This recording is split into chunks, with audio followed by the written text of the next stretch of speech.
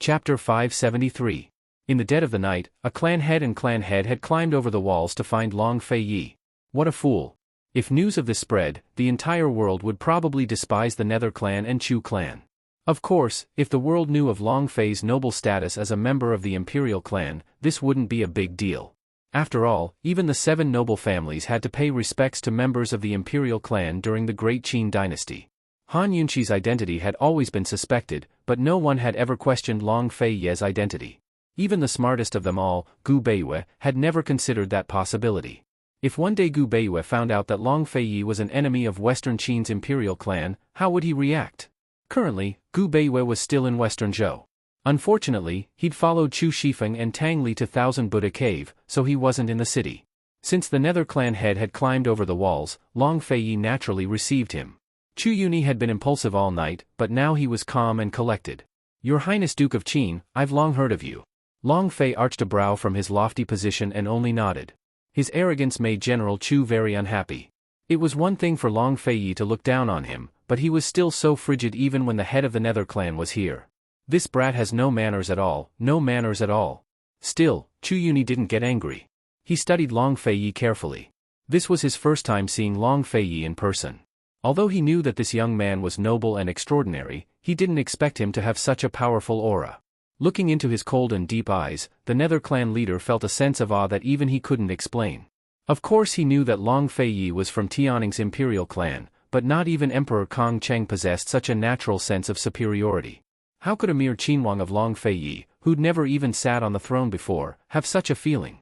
Strangely enough, he could vaguely sense the hatred hidden in Long Fei Yi's eyes when he looked at him. After examining Long Fei Yi, Chu Yuni turned to Han Yunqi. He found the same feeling in Han Yunqi. Long Fei Yi's distinguished status was still acceptable, but Han Yunqi was merely the first daughter of the Han family. How could she be distinguished and not to be offended? Could it be that she had been with Long Fei Yi for so long that her temperament had been cultivated? Chu Yuni's heart was filled with shock, but he had no time to dwell on the matter. He had to get things settled before daybreak and Long Fei Yi's formal audience with Emperor Kong Cheng. "Duke of Qin, why don't we get straight to the point?" Chu Yuni grinned. "How can we help the Nether clan keep this secret? I'll have to trouble you to name your terms." Long Fei Yi's refusal to meet General Chu was precisely to force the Nether clan head's hand. General Chu couldn't decide on his terms. "Your lordship wants one thing," Long Fei Yi finally spoke. "What is it?" Chu Yuni asked hastily.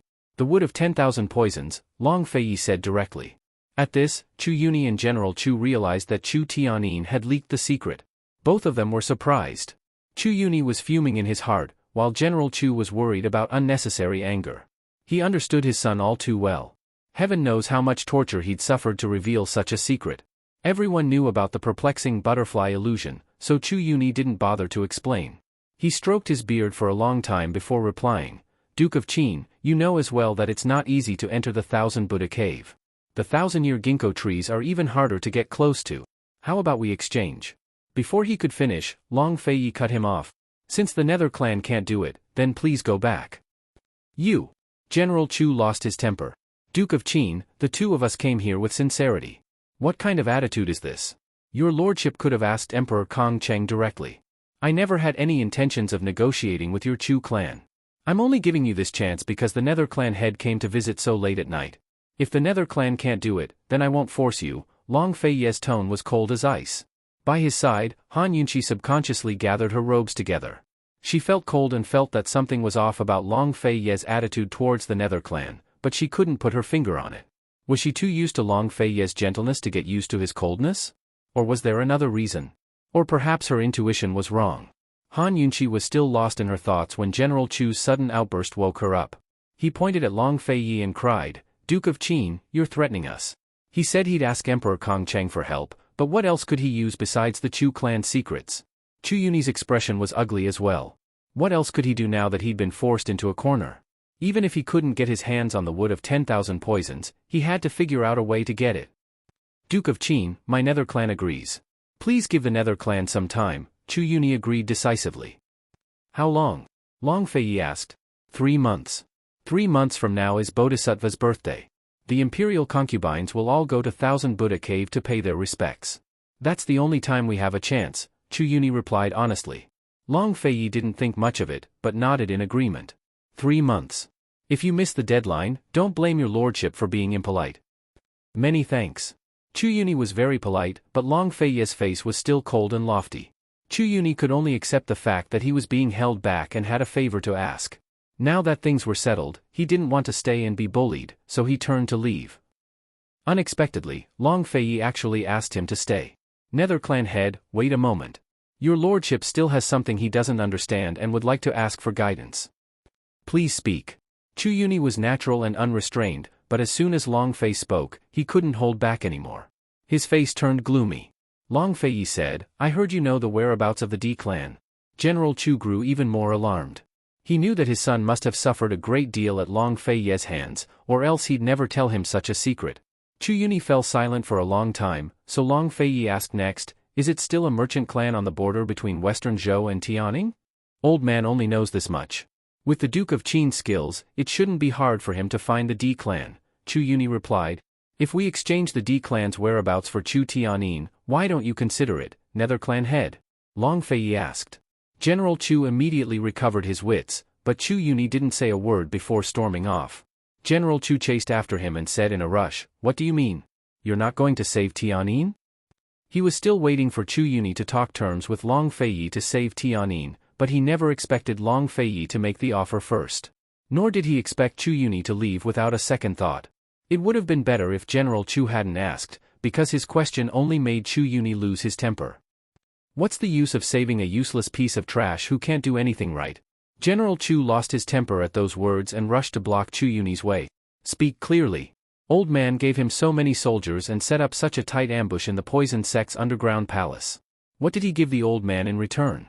Not only did he fail to kill Long Feiye, but he also exposed the Nether Clan's secrets. Now he even gave up information about the Wood of 10,000 Poisons and the D clan. Heh, you still want the old man to save him? Chu Yuni raged. Which ant was present at the underground palace incident as well. Tianin has already done his best. Everyone knows how much he sacrificed for the Chu clan over the years. If not for him, my Chu clan would never have made friends with Crown Prince Yi. If not for him, my Chu clan's power would never have reached Western Liang. Everyone makes mistakes. You can't deny everything about Tianin just because of a single mistake. General Chu lost his temper as well. Then tell the old man, what's up with the Wood of 10,000 Poisons? What's up with the D clan? Don't tell the old man that he wasn't the one who exposed these two things? Chu Yuni asked. They must have used capital punishment. Otherwise, with Tianin's temper, he'd never expose any secrets. Moreover, he doesn't even know everything about the D clan, so how much can he tell us? Leaving aside Chu Tianin, even Gu Beiwa didn't know much about the D clan. Only Chu Yuni and General Chu of the Nether clan knew. This was the chess piece they'd buried deep in their hearts. General Chu was very certain, but Chu Yuni only laughed out loud. According to your logic, it'll be pardonable if he reveals everything about the Nether clan one day? He won't. I know my son best. He has his own bottom line. Even if he loses his life, he'd never betray the Nether clan. General Chu grew agitated. If these two things don't count as a bottom line, then tell the old man what it means to have a bottom line. Speak. Chu Yuni raged. At least he didn't say anything about the Shadow clan. General Chu defended himself. Chu Yuni shook his head. The Duke of Qin just didn't bring it up. How do you know he didn't? Gu Beiyue's right, it's better to abandon him than save him. Hearing this, General Chu couldn't help but say, what does Gu Beiyue count for? What right does he have to butt in on the Nether clan's affairs? There's something else I forgot to tell you. The Duke of Qin said himself today that someone told him about the driving arrow arts. Gu Beiyue's helped Han Yunqi time and time again, and even set up shop at Pill Fiend Pharmacy, all for the sake of the perplexing butterfly illusion? It's fine if he doesn't save Tianin, but what does he mean by not helping Qingge? It's obvious that he's siding with Long Feiye and the rest. Although Chu Yuni was angry for Chu Tianin's sake, he was still rational enough to ask, someone told him about the driving arrow arts? Exactly. Besides Gu Beiyue, who else would know about our Nether clan's secret arts? General Chu mocked. Fortunately, Long Feiye found out before Tianin was imprisoned. Otherwise, Tianin would have been the scapegoat for sure. General Chu had only harbored suspicions in his heart, but wasn't certain. Still, in his anger, he'd completely rejected Gu Beiyue's claims. Meanwhile, Chu Yuni had been rejected twice by Gu Beiyue, so he was more or less suspicious of Gu Beiyue. Hearing General Chu's words only made him more suspicious. In a low voice, he muttered, Gu Beiyue, over the years, he's disdained our nether clan's struggles for power in Western Zhou. Judging from his temper, I'm afraid he's long disloyal. General Chu added fuel to the fire.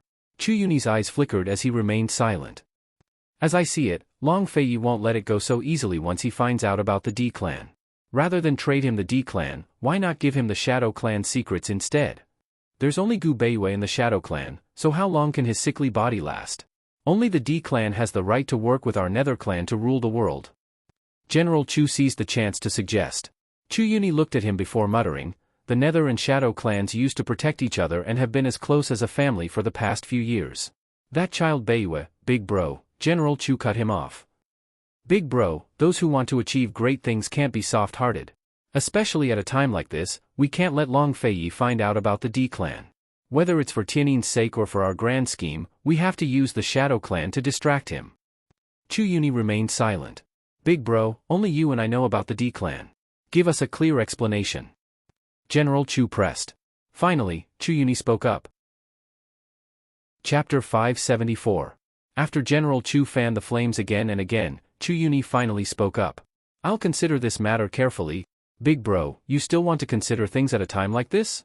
Now's not the time to let your emotions get the better of you. You should know who's more important between the Shadow clan and the D clan. The Nether and Shadow clans were sworn friends of life and death, while the Nether and D clans had only known each other for less than 10 years. Still, the D clan was so powerful that even the Nether clan couldn't compare. Abandoning the D clan for the sake of a single Gu Beiyue was truly not worth the losses. Chu Yuni had long been tempted, but he still held on to old ties. If he can handle the matter of the wood of 10,000 poisons, then we'll drop the matter. At least we can delay the Duke of Qin.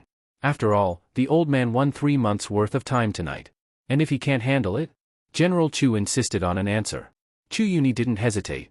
Cold, he said, if he's unjust, then don't blame my Nether clan for being heartless. Satisfied, General Chu said, all right, I'll send someone to find him tomorrow. When they returned to the Chu clan, they received news from Medical City. Lady Lianqin's invitation was completely unexpected, because she'd actually invited Medical City's head elder Ling Yunchang. Chu Yuni rejoiced. Excellent, excellent. With head elder Ling personally making an appearance, there's no chance of anything going wrong. As long as Chu Qingge could give birth in 3 months' time, the Chu clan would have a way out. Then he'd be able to fight the Duke of Qin with all his might. He'd gone to see the Duke of Qin in the middle of the night for 2 reasons, 1, impulsive, and 2, to buy time. How could the Nether clan be willing to give up the wood of 10,000 poisons just like that? How could they let go of a formidable foe like the Duke of Qin? It was almost daybreak, but Han Yunqi and Long Feiyi were still wide awake. The Chamberlain of Dependencies had only prepared 1 room for them. Currently, the 2 of them were lounging lazily on the bed as they chatted. Who told you that the driving arrow art is a secret art of the fiends? Han Yunqi had been wondering about this for a long time. Long Fei sighed softly and tossed out the annals of the 7 noble families that he'd been carrying with him all this time. Before the matter with Mute Granny was resolved, he'd been avoiding Han Yunqi whenever he read this book because there were too many uncertainties. But now there was no need to hide it. Han Yunqi flipped through a few pages and was shocked. Where did this book come from? Who wrote it? The records of the 7 noble families in this book were very detailed, as if they had been specially researched. There was no doubt that this book could be traced back to the Great Qin dynasty. I don't know who wrote it, but I came across it by chance. Originally, I was just casually flipping through it. I didn't expect that there really was an arrow driving technique. Long Feiyi said indifferently. Actually, this book was secretly written by the East Qin royal family. In the past, the East Qin royal family already had the intention of winning over the nobles. Unfortunately, this book only came into use after it was written and passed down to him. Han Yunqi didn't think too much about it and searched for the records on the Shadow clan. Unfortunately, the records on the Shadow clan were the least. There was only a single page with only a few sentences. In summary, there were 2 points. The first was about the Shadow clan's secret art, the Shadow art. The Shadow art wasn't an offensive martial art, but a defensive one. Its most powerful ability was teleportation. The second was about the Shadow clan's protection. Han Yunqi had always known that the Shadow clan's protection was for the Western Qin royal family, but she hadn't expected this book to record another kind of protection for the Shadow clan. It was also to protect one's lover with their lives. She couldn't help but recall that elegant white figure. Ever since the disaster relief in Ningnan County, she hadn't seen that white-robed man again. Even after learning that her mother was a daughter of Medicine City's Mu clan and her father was a direct descendant of the Poison sect, Han Yunqi no longer suspected that she was related to the Western Qin royal family. However, she was still curious about the white-robed man. The royal family was destroyed, and the Shadow Clan was destroyed. The Shadow Clan's ancestral teachings? Could it be that the Western Qin royal family really has an orphan? Han Yunqi asked suspiciously. Not everyone will follow their clan's orders, Long Feiyi said indifferently. Han Yunqi felt that it made sense. However, whenever she thought of the white-robed man, she had an inexplicable feeling that he wasn't someone who would go against his clan's orders. She didn't know about the matter between the Nether and Shadow clans, nor did she know that Long Feiyi had already sowed discord today. She said indifferently, the way I see it, this person can be a friend. She then added with a smile, in any case, the little thing recognizes its master. He can't take it away even if he tries. A complicated look flitted across Long Feiyi's eyes, but he didn't say anything. Han Yunqi continued to flip through the pages until she reached the records of the D clan. The D clan was the money bag of the Western Qin royal family and were extremely loyal to the Western Qin royal family. The Nether clan killed the last imperial prince of the Western Qin royal family, while the D clan is the protector of the Western Qin royal family. In other words, the Nether and D clans are absolutely irreconcilable. Han Yunqi looked doubtfully at Long Feiyi. Logically speaking, the Nether and D clans shouldn't be in cahoots. From another perspective, if the Nether clan really knew the whereabouts of the D clan, they would have told Long Feiyi long ago. Why wait until Long Feiyi spoke up? Han Yunqi thought that Chu Tianyin and Chu Yuni weren't lying. That's all they knew. But Long Feiyi only said cold, Han Yunqi, remember this. People's hearts change. There's no such thing as eternal loyalty in this world, only eternal benefits. What's more important than anything else is a clan's mission, but its own benefits. That one sentence explained all the possibilities. The D clan was active on the borders between Western Zhou and Tianning, while the Chu clan controlled the border armies. It was entirely possible that the two were in cahoots. Han Yunqi looked up. Long Feiyi, is there anything else that's eternal besides the clan's mission? Long Feiyi didn't answer, but beckoned her over with a finger. Han Yunqi obediently crawled over to him and snuggled into his embrace. She assumed that Long Feiyi would answer her, but Long Feiyi only said, sleep for a bit. After morning court, it's time to enter the palace. He hadn't told the Chu clan to find the wood of 10,000 poisons just for the sake of the treasure. He still had to have a good chat with Emperor Kong Cheng. How could Han Yunqi fall asleep? She reminded him, isn't 3 months a little too long? The Nether clan's been fighting for 3 months. If the Nether clan found a way out during that time, things would get out of hand. Western Liang won't belong to the Chu clan in 3 months. Don't worry, Long Feiyi said. Besides Chu Qingga's side, the Chu clan had no other way to protect themselves and form their own faction. Long Feiyi had never mentioned it, but he'd been keeping tabs on the movements in Western Liang and Tianan. 3 months later, Chu Qingga's child would be 7 months old. She wouldn't be able to get anything from Emperor Tianhui yet. Leaving aside Long Feiyi, even Han Yunqi would never expect the Chu clan to give birth to Chu Qingga. Han Yunqi nodded her head, still quite relieved. Long Feiyi gently patted her back and told her to rest. Han Yunqi couldn't sleep. Her eyes were wide open as she stared at him. Long Feiyi glanced at her before leaning against her head and closing his eyes. In the silence of the room, the two of them slept in each other's arms. What a beautiful sight. After a long time, when Han Yunqi didn't stir, Long Feiyi finally murmured, "Your lordship will treat you, forever and ever." Actually, Han Yunqi wasn't sleeping at all. She'd heard everything clearly. Her lips quirked up into a smile. She wanted to pretend she hadn't heard a thing, but she couldn't help herself when faced with this man. She murmured back, I like you forever and ever too." In an instant, Long Feiyi's smile froze. This woman was pretending to be asleep. Did this count as the first time they'd confessed their feelings to each other? Did this count as their first mutual promise? Or perhaps, this was it. Han Yunqi was finally satisfied. She snuggled into a comfortable position in Long Feiyi's arms and fell asleep peacefully. At this time, Emperor Kong Cheng was already at morning court. The more he listened to the quarrel between the Eastern Palace and the anti-Crown Prince faction, the more annoyed he became. A few years ago, the Crown Prince's ruthless suppression of almost all of his opponents was part of the Emperor's plan. Otherwise, how could the Crown Prince have overthrown the major factions in court? Later on, as the Crown Prince and the Chu clan grew closer, Emperor Kong Cheng began to grow wary and began to support other factions. He hoped that the various factions in court would be balanced so that the Chu clan wouldn't be nurtured as a threat. Crown Prince Yi and Princess Yao were the Empress's children, as well as Emperor Kong Cheng's most beloved imperial son and princess. Unfortunately, Princess Yao had colluded with Junie Xie. Crown Prince Yi loved his sister too much and caused the farce yesterday, causing Emperor Kong Cheng's heart to turn cold. Today's morning court was dismissed early. Emperor Kong Cheng pondered what the Duke of Qin wanted to discuss with him today as he strolled through the inner palace. Before he knew it, he'd arrived at the Eastern Palace. Ever since the Crown Prince was grounded, the Eastern Palace had become much more deserted. Emperor Kong Cheng walked in alone without an escort, so he kept a low profile. As soon as he entered, a young eunuch bumped into him. The eunuch looked up and was so shocked that he dropped the secret missive he was holding. "Your Majesty, please spare me. Your Majesty, please spare me.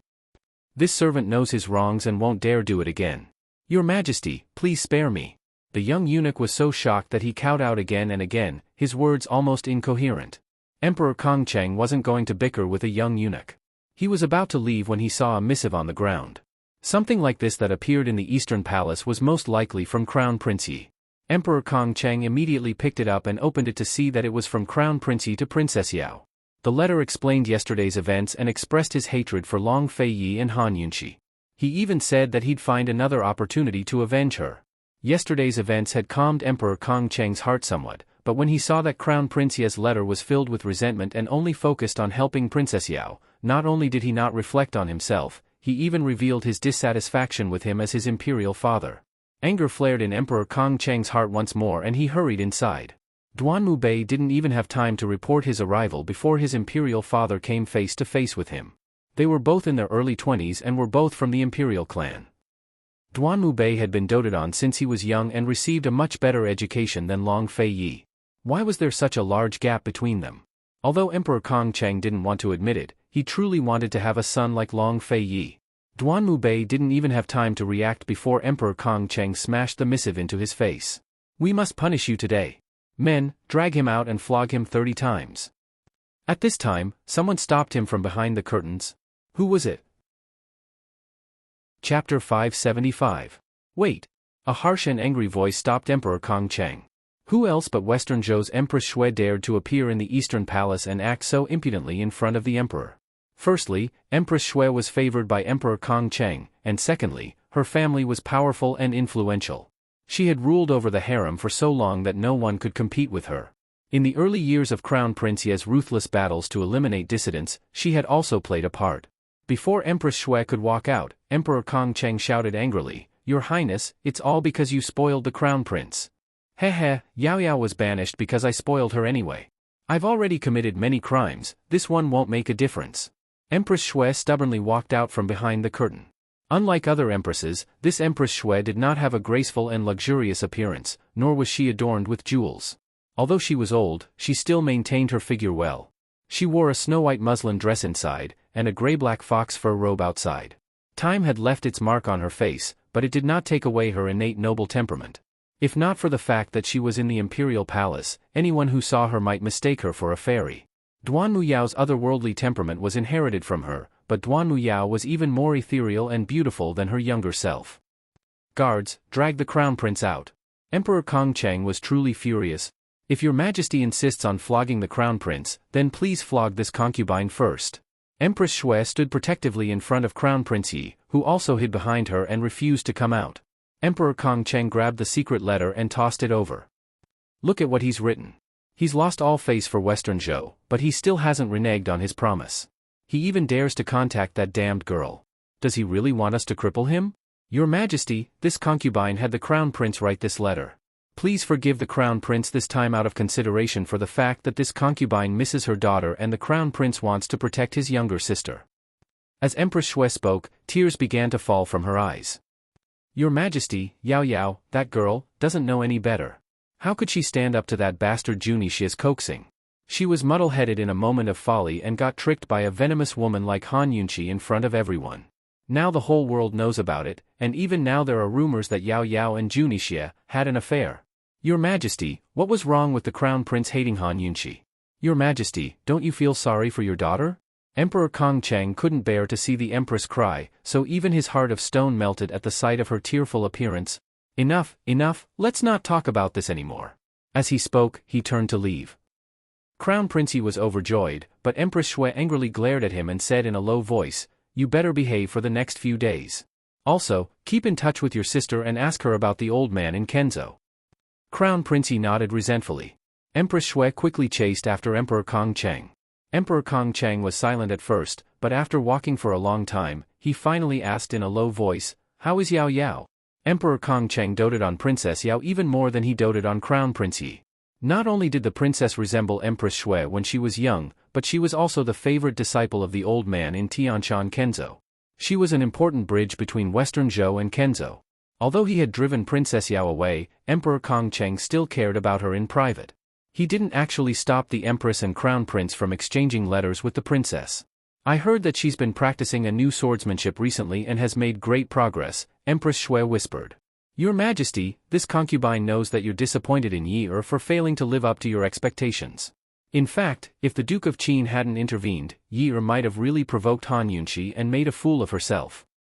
Don't underestimate Qin Wangfei. That woman can practically influence the Duke of Qin's decisions. How could she make a fool of herself so easily?" Emperor Kong Cheng retorted. Empress Shui didn't say anything. Like her daughter, she would never acknowledge any of Han Yunxi's merits. Soon enough, a eunuch came to report that the Duke of Qin and Qin Wangfei had arrived. "Your Majesty, this concubine will accompany you to meet them?" Empress Shui was only testing the waters. When she saw that Emperor Kong Cheng didn't refuse, she followed along. Emperor Kong Cheng arranged for a formal audience with the Duke of Qin in a side hall next to Chaoyang Hall. The Empress didn't show up, but hid in a bedroom at the back of the hall to listen in. Emperor Kong Cheng also dismissed General Chu, who had escorted the Duke of Qin and the others into the palace. Clearly, this was a private meeting. Emperor Kong Cheng was puzzled as to what Long Feiyi was going to talk about. Would it be about Western Liang, the Chu clan, or Tianan City?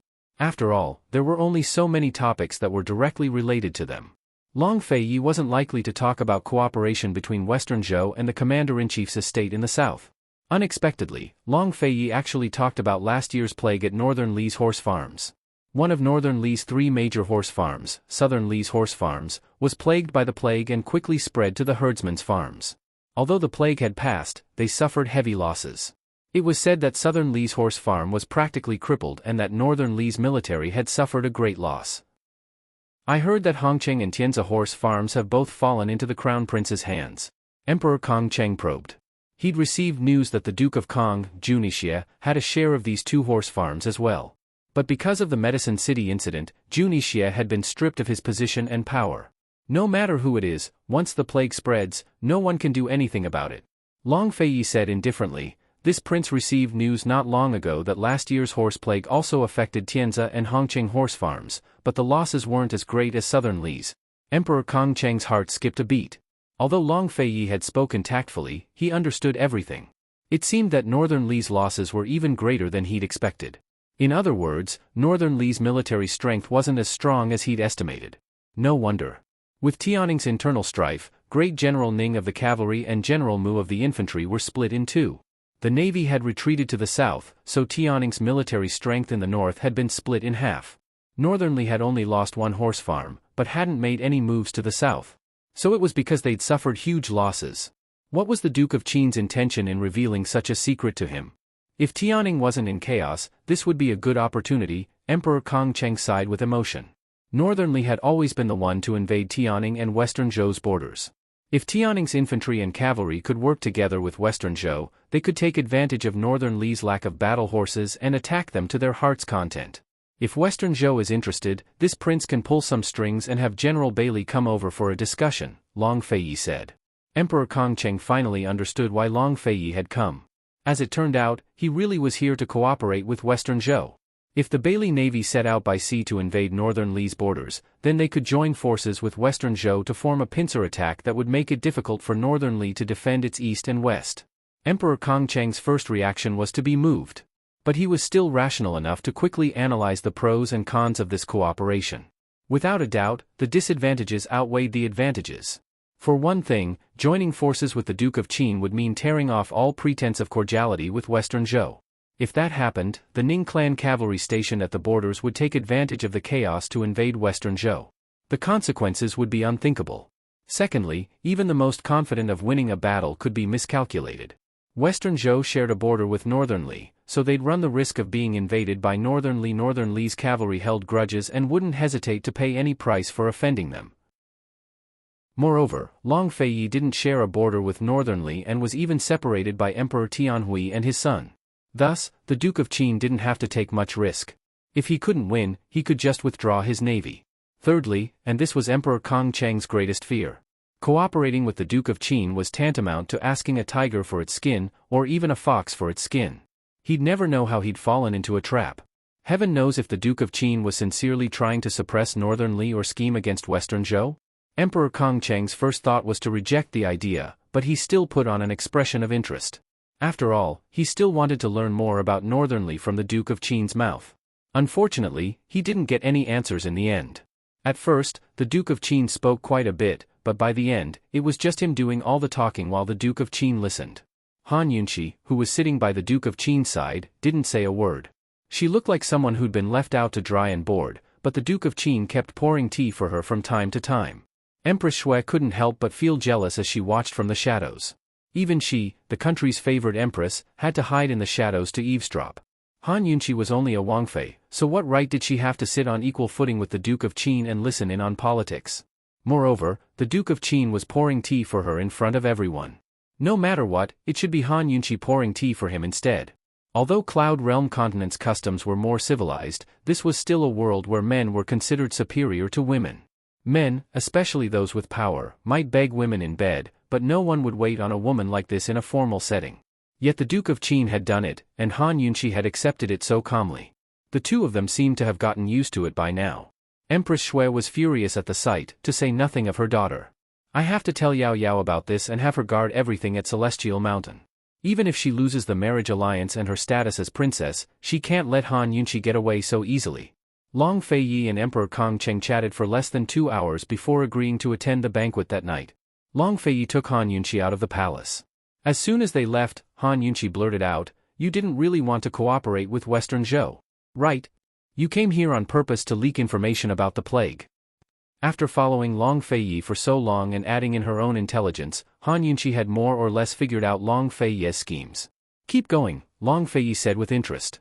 "So Emperor Kong Cheng will use the excuse of grounding the crown prince to make a move against the Chu clan," Han Yunqi said seriously.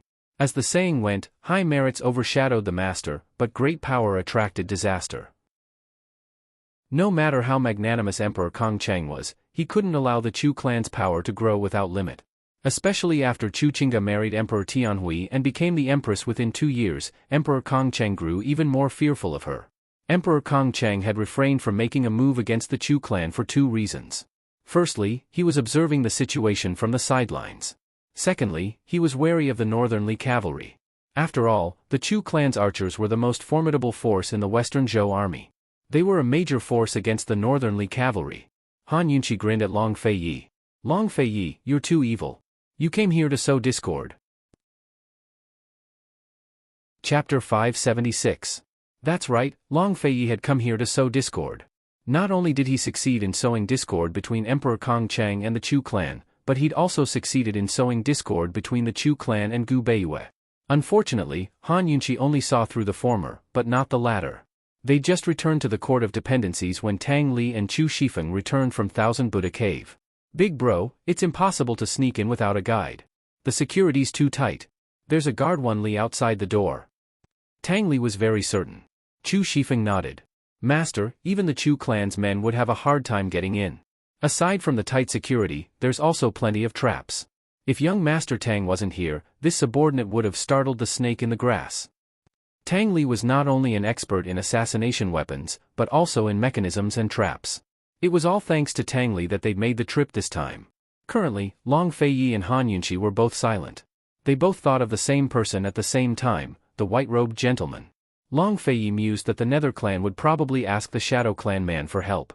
Han Yunqi mused that it shouldn't be difficult for the Shadow clan man to sneak in without alerting anyone. Unfortunately, neither of them knew what the other was thinking, nor would they say it out loud. Long Feiyi said, "Let's wait for news from the Chu clan." Meanwhile, Gu Beiyue had just arrived at the Chu clan as well. He'd grown curious after Chu Yuni brought up the matter.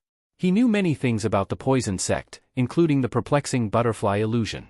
He'd heard Chu Tianyin talk about the wood of 10,000 poisons, which meant the Chu clan had long known it was in Thousand Buddha Cave.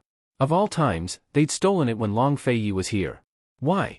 Could it be that Chu Yuni knew Long Feiyi was here for the wood of 10,000 poisons, so he wanted to make the first move?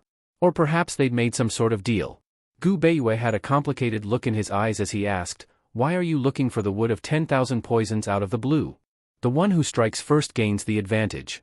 That damned brat Tianin's already spread the news," Chu Yuni said hatefully. Gu Beiyue stared fixedly at Chu Yuni as if he could see right through his eyes. He asked again, "So the Duke of Qin came for the wood of 10,000 poisons?" "Exactly." Chu Yuni didn't speak. He had a favor to ask of Gu Beiyue, but he was also testing him.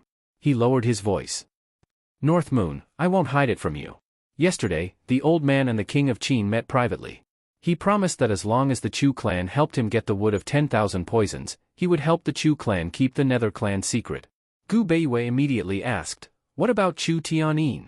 "Haha, that stinking brat can even reveal the matter of the wood of 10,000 poisons. What's the use of old man saving him?"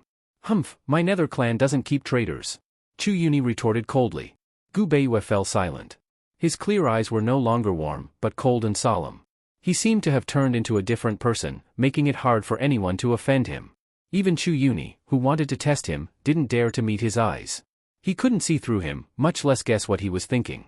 The longer Gu Beiyue remained silent, the more Chu Yuni felt guilty.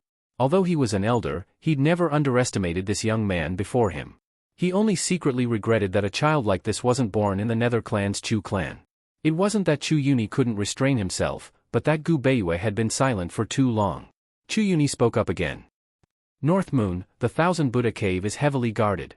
Leaving aside the 1,000-year ginkgo trees, it's already difficult to even get close to the entrance of the caves. Old man only sought you out because he was caught between a rock and a hard place. The Nether clan's survival depends on a single word from you." Chu Yuni wasn't exaggerating. If the Nether clan couldn't get their hands on the wood of 10,000 poisons, then Long Feiyi wouldn't spare them. But if they forced their way into the Thousand Buddha Cave, then the Chu clan wouldn't be able to stay in Western Zhou any longer. "Nether clan head, you're exaggerating," Gu Beiyue intoned. "North Moon, old man was just in a rush a few days ago. Don't fuss over it," the Nether clan head added. "I won't." Gu Beiyue's tone was still indifferent, without a trace of emotion. The Nether clan head knew it was useless to say more, so he fell silent as well. After a long time, Gu Beiyue finally spoke up. "Nether clan head, the Duke of Qin holds the Nether clan's weakness in his hands. Why didn't he talk to Emperor Kong Cheng directly instead of finding the Chu clan?" Of course Emperor Kong Cheng had heard of the perplexing butterfly illusion as well, but he didn't know that the wood of 10,000 poisons was needed to break through it. Nor did he know that it was growing from the 1,000-year ginkgo tree. If the Duke of Qin was only here for the wood of 10,000 poisons, he'd be the most direct person to talk to Emperor Kong Cheng. "I'm afraid he has other plans for the Chu clan. What do you think?" Chu Yuni probed. Gu Beiyue nodded. "With this one strength, I can barely get into the Thousand Buddha Cave, but to get the 1,000-year ginkgo tree, I'm afraid," Chu Yuni cut him off. "You only need to scout the way first. 3 months later, the doors to Buddha worship will open. General Chu will have his own ways to get in then, so you just need to follow him inside."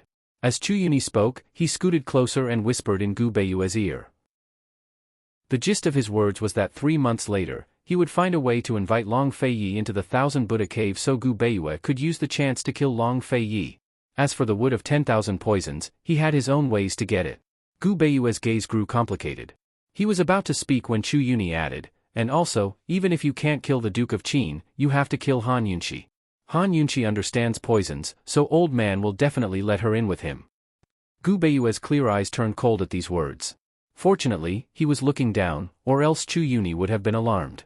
Gu Beiyue was still hesitating before he nodded his head. "All right, this junior will definitely help you to the end."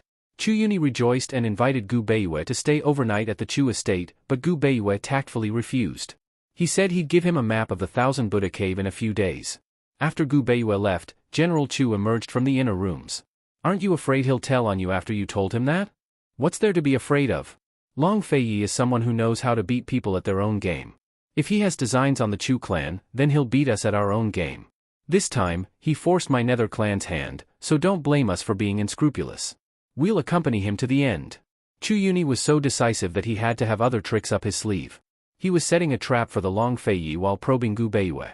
If Gu Beiyue didn't collude with the Long Fei Yi, then he'd spare Gu Beiyue. But if Gu Beiyue really did collude with the Long Fei Yi, then the Shadow Clan would be destroyed in Thousand Buddha Cave. General Chu still didn't understand. Even if the Duke of Qin beat us at our own game, what can we do? Do you want to expose the Nether Clan? Chu Yuni smiled cold as he whispered into General Chu's ear. General Chu's expression shifted before he finally said, "It's too risky." "Yes. But the Nether Clan has no other way out," Chu Yuni said cold. Long Fei Yi was plotting against the Chu clan, Gu Beiyue, and Emperor Kong Cheng. The Chu clan was plotting against the Long Fei Yi and Gu Beiyue. Emperor Kong Cheng was plotting against the Chu clan. It was a quiet night. Everyone in White Town was asleep, but a storm was brewing. Who would be the biggest winner and who would be the worst loser in this long open and secret struggle? The answer would be revealed in 3 months' time. After tonight's banquet, Emperor Kong Cheng personally sent off Long Fei Yi and Han Yunqi. He'd given them a clear answer from the morning's meeting and said that Western Zhou preferred peace and harmony. They'd never attack anyone of their own accord, and refused to cooperate with the Long Fei Yi. He even asked the second imperial prince to accompany them and invite the Long Fei Ye's group to White City for sightseeing. Everything was within Long Fei Ye's expectations, so he tactfully refused and said he'd leave the city tomorrow morning. Since they'd come for the wood of 10,000 poisons, how could they really leave? Early the next morning, General Chu came to see them off. After leaving White City, Long Fei Yi and Han Yunqi walked along the official road. After noon, they shook off their pursuers and turned west, heading toward Thousand Buddha Cave. To the west of Western Zhou's imperial capital, White City, there was a mountain range called Thousand Buddha Mountain. To the west of this mountain range was Western Zhou's largest desert, the Cha-Er Desert. To the east of the mountain range was Western Zhou's largest oasis, and White City was built on this oasis. Thousand Buddha Cave was located at the foot of Thousand Buddha Mountain. It was a huge cave with over 1,000 Buddha statues, hence its name. Western Zhou's imperial family had built a large number of temples and palaces around Thousand Buddha Cave. Together with the cave, they were collectively known as Thousand Buddha Cave. There was a 1,000-year-old ginkgo tree in front of the cave. In fact, it didn't belong to Western Zhou, but it was enclosed in the temple. It was also regarded as an auspicious object by the eminent monks, so it was also regarded by the imperial family as the protector of the nation. It was heavily guarded. Other than the monks, only the members of the imperial family lived in Thousand Buddha Cave. Unless it was a major ceremony, the temple's doors were never opened. Long Fei Yi and the others walked for 2 days before they arrived at a small town closest to Thousand Buddha Cave. This small town was called East Arrival Town. They had just settled down at the inn when someone else arrived. This person was none other than the long-lost Gu. "Where have you been? What's the point of leaving without saying goodbye?" Han Yunqi asked with disdain. Long Fei Yi thought that Gu was just talking in his sleep when they were on the roof that night. He silently drank his tea and didn't even spare Gu a glance. Gu's smile was brighter than the noon sun. He didn't care about Long Fei Yi's presence and teased Han Yunqi. "What's wrong? Do you miss me, Qi brother?" Han Yunqi's mouth twitched. She didn't know what to say. Long Fei Yi threw the teacup in his hand at him. Scram. Gu was already prepared for him and hurriedly dodged. He pulled out a large pile of poison from his sleeve and stuffed it into Han Yunqi's hands. "Here, feed this to the little thing in one go." Han Yunqi quickly figured out what these poisons were. They were all highly toxic. She couldn't concoct many of them because the poisonous herbs needed were too rare. Who would have thought that this guy would be able to get his hands on a bunch of them? "You went to look for these things?" Han Yunqi asked suspiciously. Gu pulled out a few more medicinal pills. "These are for you. They're also one-time use." Han Yunqi couldn't understand.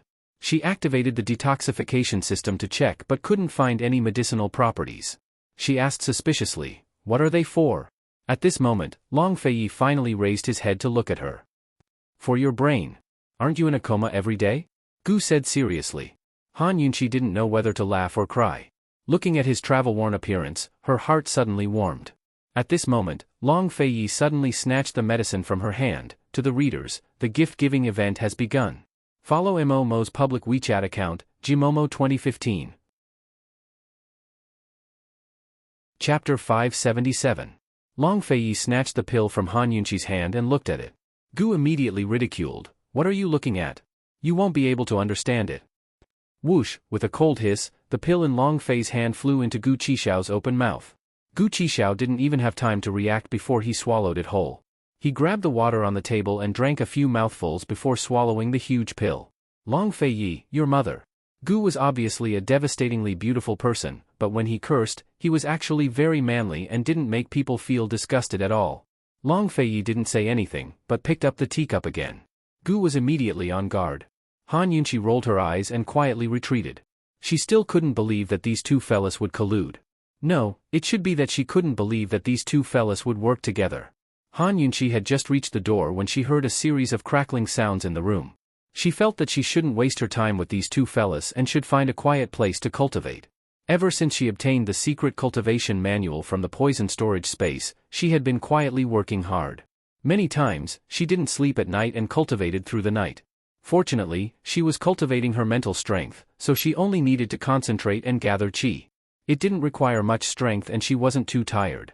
Now, she was very free and effortlessly took in and out some common poisons like the water of 10,000 poisons, perplexing butterfly illusion and Lil Thing. It was still a little difficult to take them out and put them in, especially Lil Thing. So, she secretly used Lil Thing to train. She would summon it out one moment and then recall it the next. Lil Thing was lazy and at first, it let her do as she pleased. But after a few times, it got angry and bared its fangs at her to show its dissatisfaction. See, when Han Yunqi just summoned it out, it would grin and hum. Those sneaky little eyes became cross-eyed.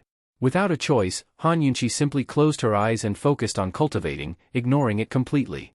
Lil Thing was nothing but a paper tiger in front of its Mama Yunqi. When it saw that Mama Yunqi was ignoring it, it wilted on its own. It wanted to hide on Mama Yunqi's body and go back to sleep, but as soon as it jumped on top of her, it smelled the scent of poison. It was a poison it hadn't tasted before.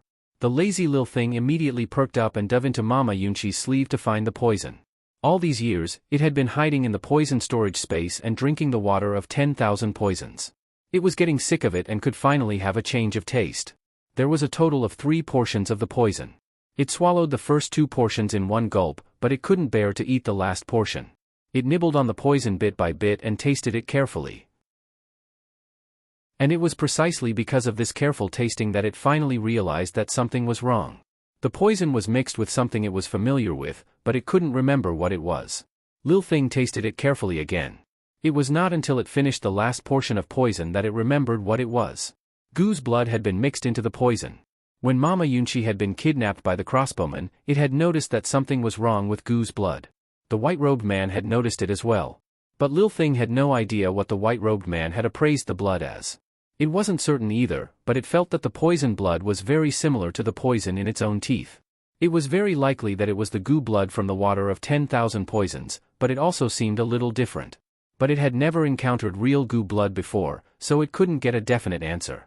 It only knew that no matter what kind of blood it was good stuff. It was very beneficial for its body's recovery and was 100 times more effective than other poisons. Wait a minute. Where did Mama Yunqi get these poisons? Could it be that Gu gave them to her? Did Gu want to help it recover faster? Thinking up to here, Lil Thing quickly squirmed out of its sleeves and chirped at Mama Yunqi. Unfortunately, Mama Yunqi was immersed in her mental cultivation and didn't hear it. Lil Thing felt that Gu must have been beaten stupid by Papalong. If it was me, I wouldn't give up my poison blood so easily. It'd hurt my body and waste my inner qi. At the same time, Long Feiyi and Gu had long stopped their senseless bickering in a nearby room. If they really wanted to fight, how could they make such a small commotion? After confirming that Han Yunqi had left, Long Feiyi fell silent for a while before asking cold, "Is there no way to break the undying body?" He'd been wanting to ask this question ever since Gu left that night. "There isn't," Gu replied. He joked with Han Yunqi before, but it was really just a joke. There was no cure for him in this lifetime. Then why did you keep investigating Han Yunqi's origins in the past? Long Feiyi was always clear-headed and rational. Even after forming an alliance with Gu, he wouldn't forget this question.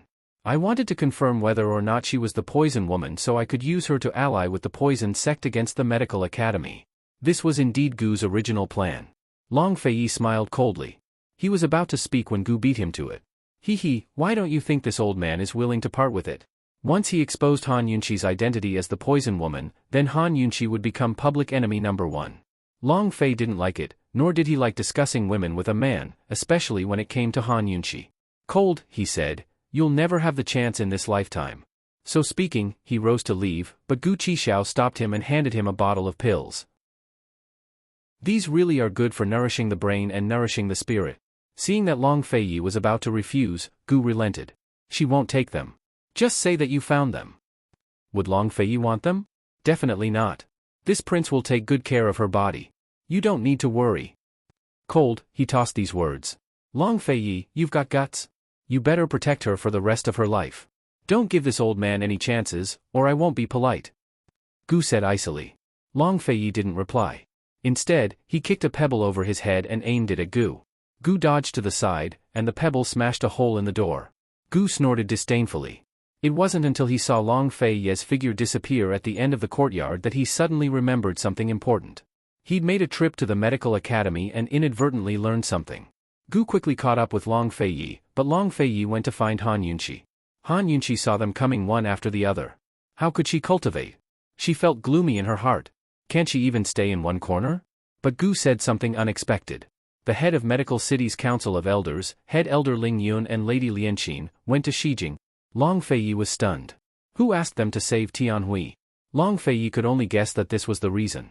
If Tianhui's condition improved, then the Chu clan's path of retreat would be cut off. But Gu gave him an even more unexpected answer. Do you think the people invited by the Chu clan will save Tianhui? Gu might have left Medical City for years, but he could still find plenty of confidential information here. Chu Qingda's stomach. Long Fei immediately understood. Chu Qingda's only 4 months old. What could they do? Han Yunqi couldn't figure it out either. If they wanted Chu Qingda to give birth to a baby boy, they could just raise one instead.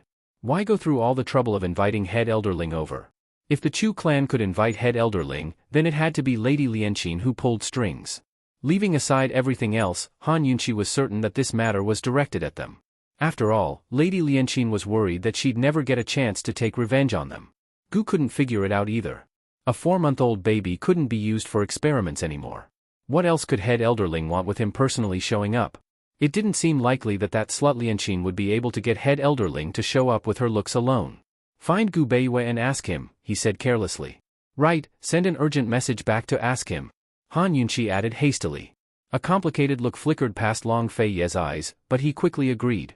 But he didn't send a letter back to Pill Fiend Pharmacy, but sent someone to ask 3rd Elder Shen Jueming in Medical City.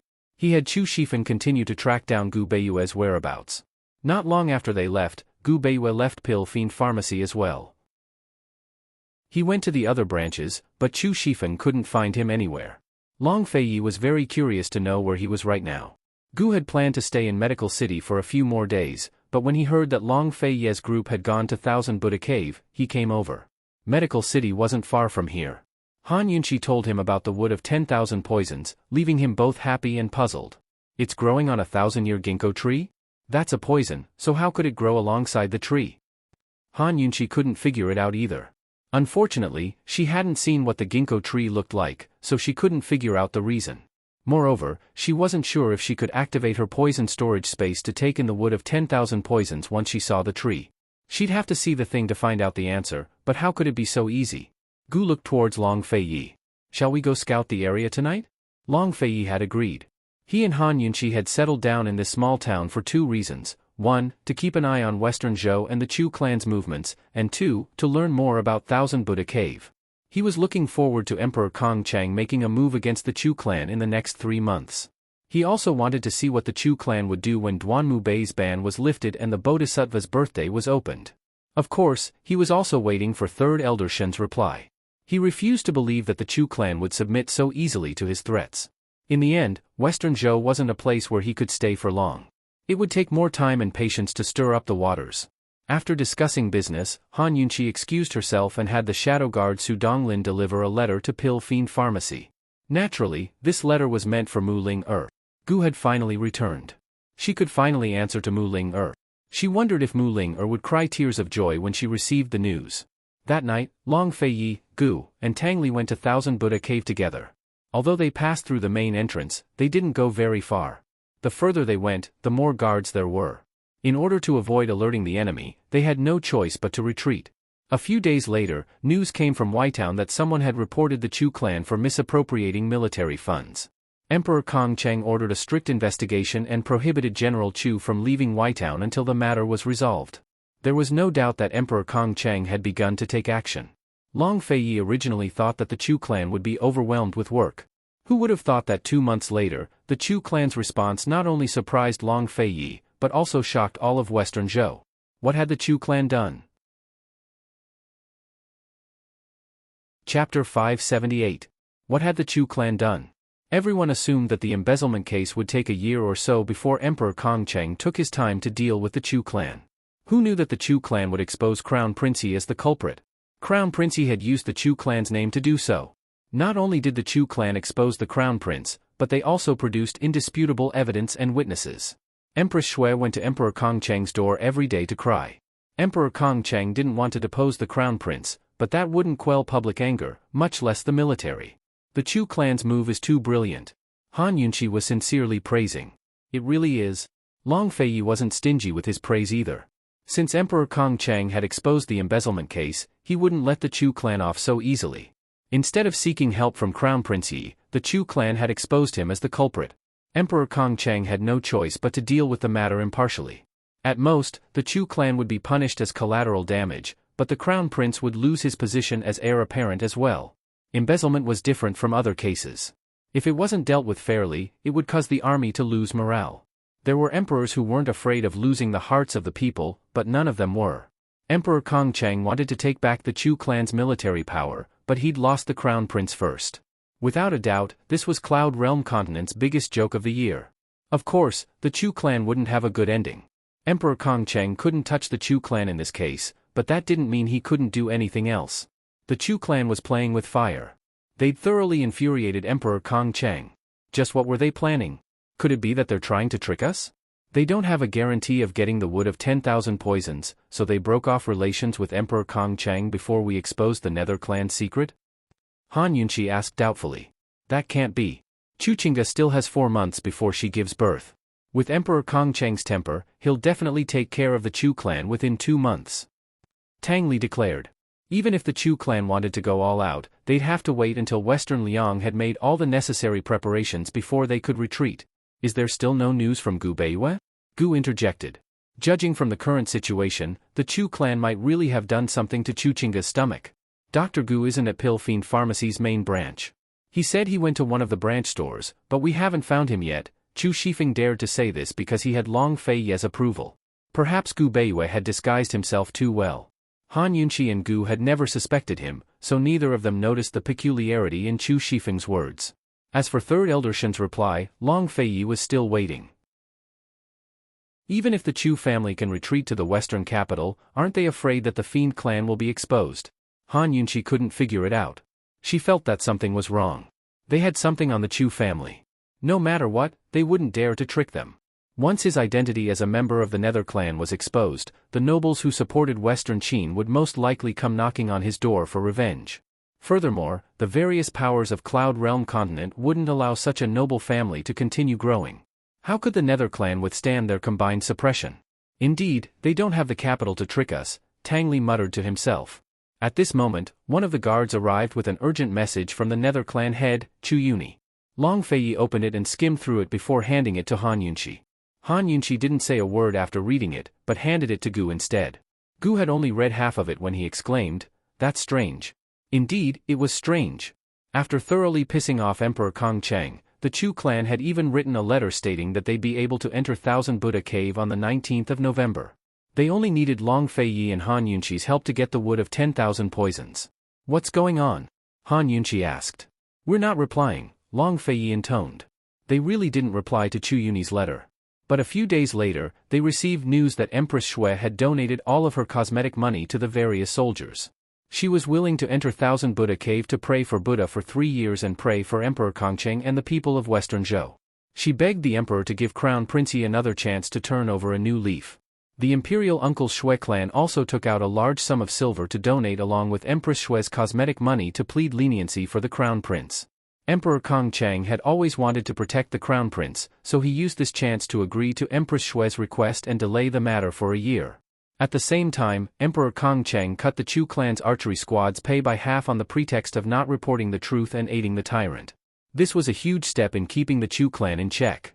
Most likely, Emperor Kongcheng would make his move next spring after the new year. At this moment, Chu Yuni sent another letter saying that there was no need to wait until the 19th of the month. The Empress's visit to Thousand Buddha Cave on the last day of the month was a once-in-a-lifetime opportunity. Along with the letter was a map of the Thousand Buddha Cave's layout. Hee, the Chu clan does have some weight after all. Gu chuckled. There's still 5 days. Han Yunqi was lost in thought. They still haven't found Gu Beiwei? It was Chu Shifeng who replied with a shake of his head. Han Yunqi had no time to find out where Gu Beiwei had gone either. What do you mean by that? Long Fei asked. Han Yunqi sat silently on one side, curious as well. Your Highness Duke of Qin, have you seen the map old man sent over? Chu Yuni asked. Long Fei took it out. I've seen it.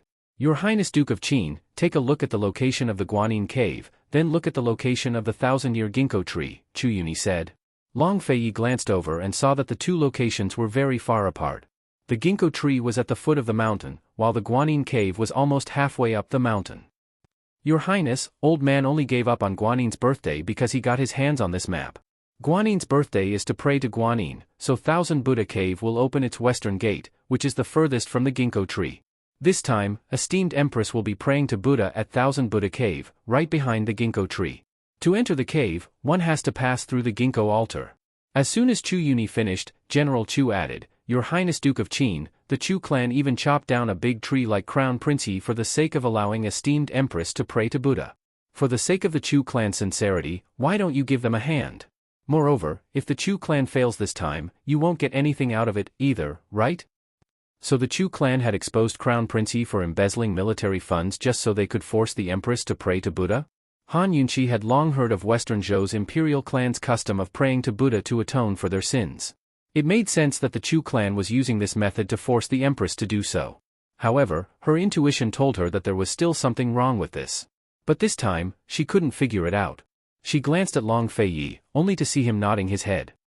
Your lordship was still puzzling over why the Chu clan chopped down a big tree like the Crown Prince. Weren't they afraid that Emperor Kongcheng would cut them down next year? So that's why. Long Fei grinned. Compared to the secret of the Nether clan, we can only sacrifice the Chu clan's military power, Chu Yuni sighed. A sinister look flashed past his eyes. Hearing the Duke of Qin's words, he knew that his suspicions had been dispelled. As expected, Long Fei asked, What are the arrangements for tomorrow? An old mama will accompany the Empress to 1,000 Buddha Cave to pray to Buddha. She's one of our Chu clan spies, so she'll arrange for all the servants to accompany her. When the time comes, we'll have to trouble Qin Wangfei to disguise herself as a servant girl. As for the Duke of Qin, we'll have to ask you to condescend to be one of the guards. Old Man, General Chu, and a few of the Chu clan's expert archers will also accompany you in disguise. Once we enter 1,000 Buddha Cave. Chu Yuni pointed at the map and explained in detail the arrangements for tomorrow's trip to 1,000 Buddha Cave.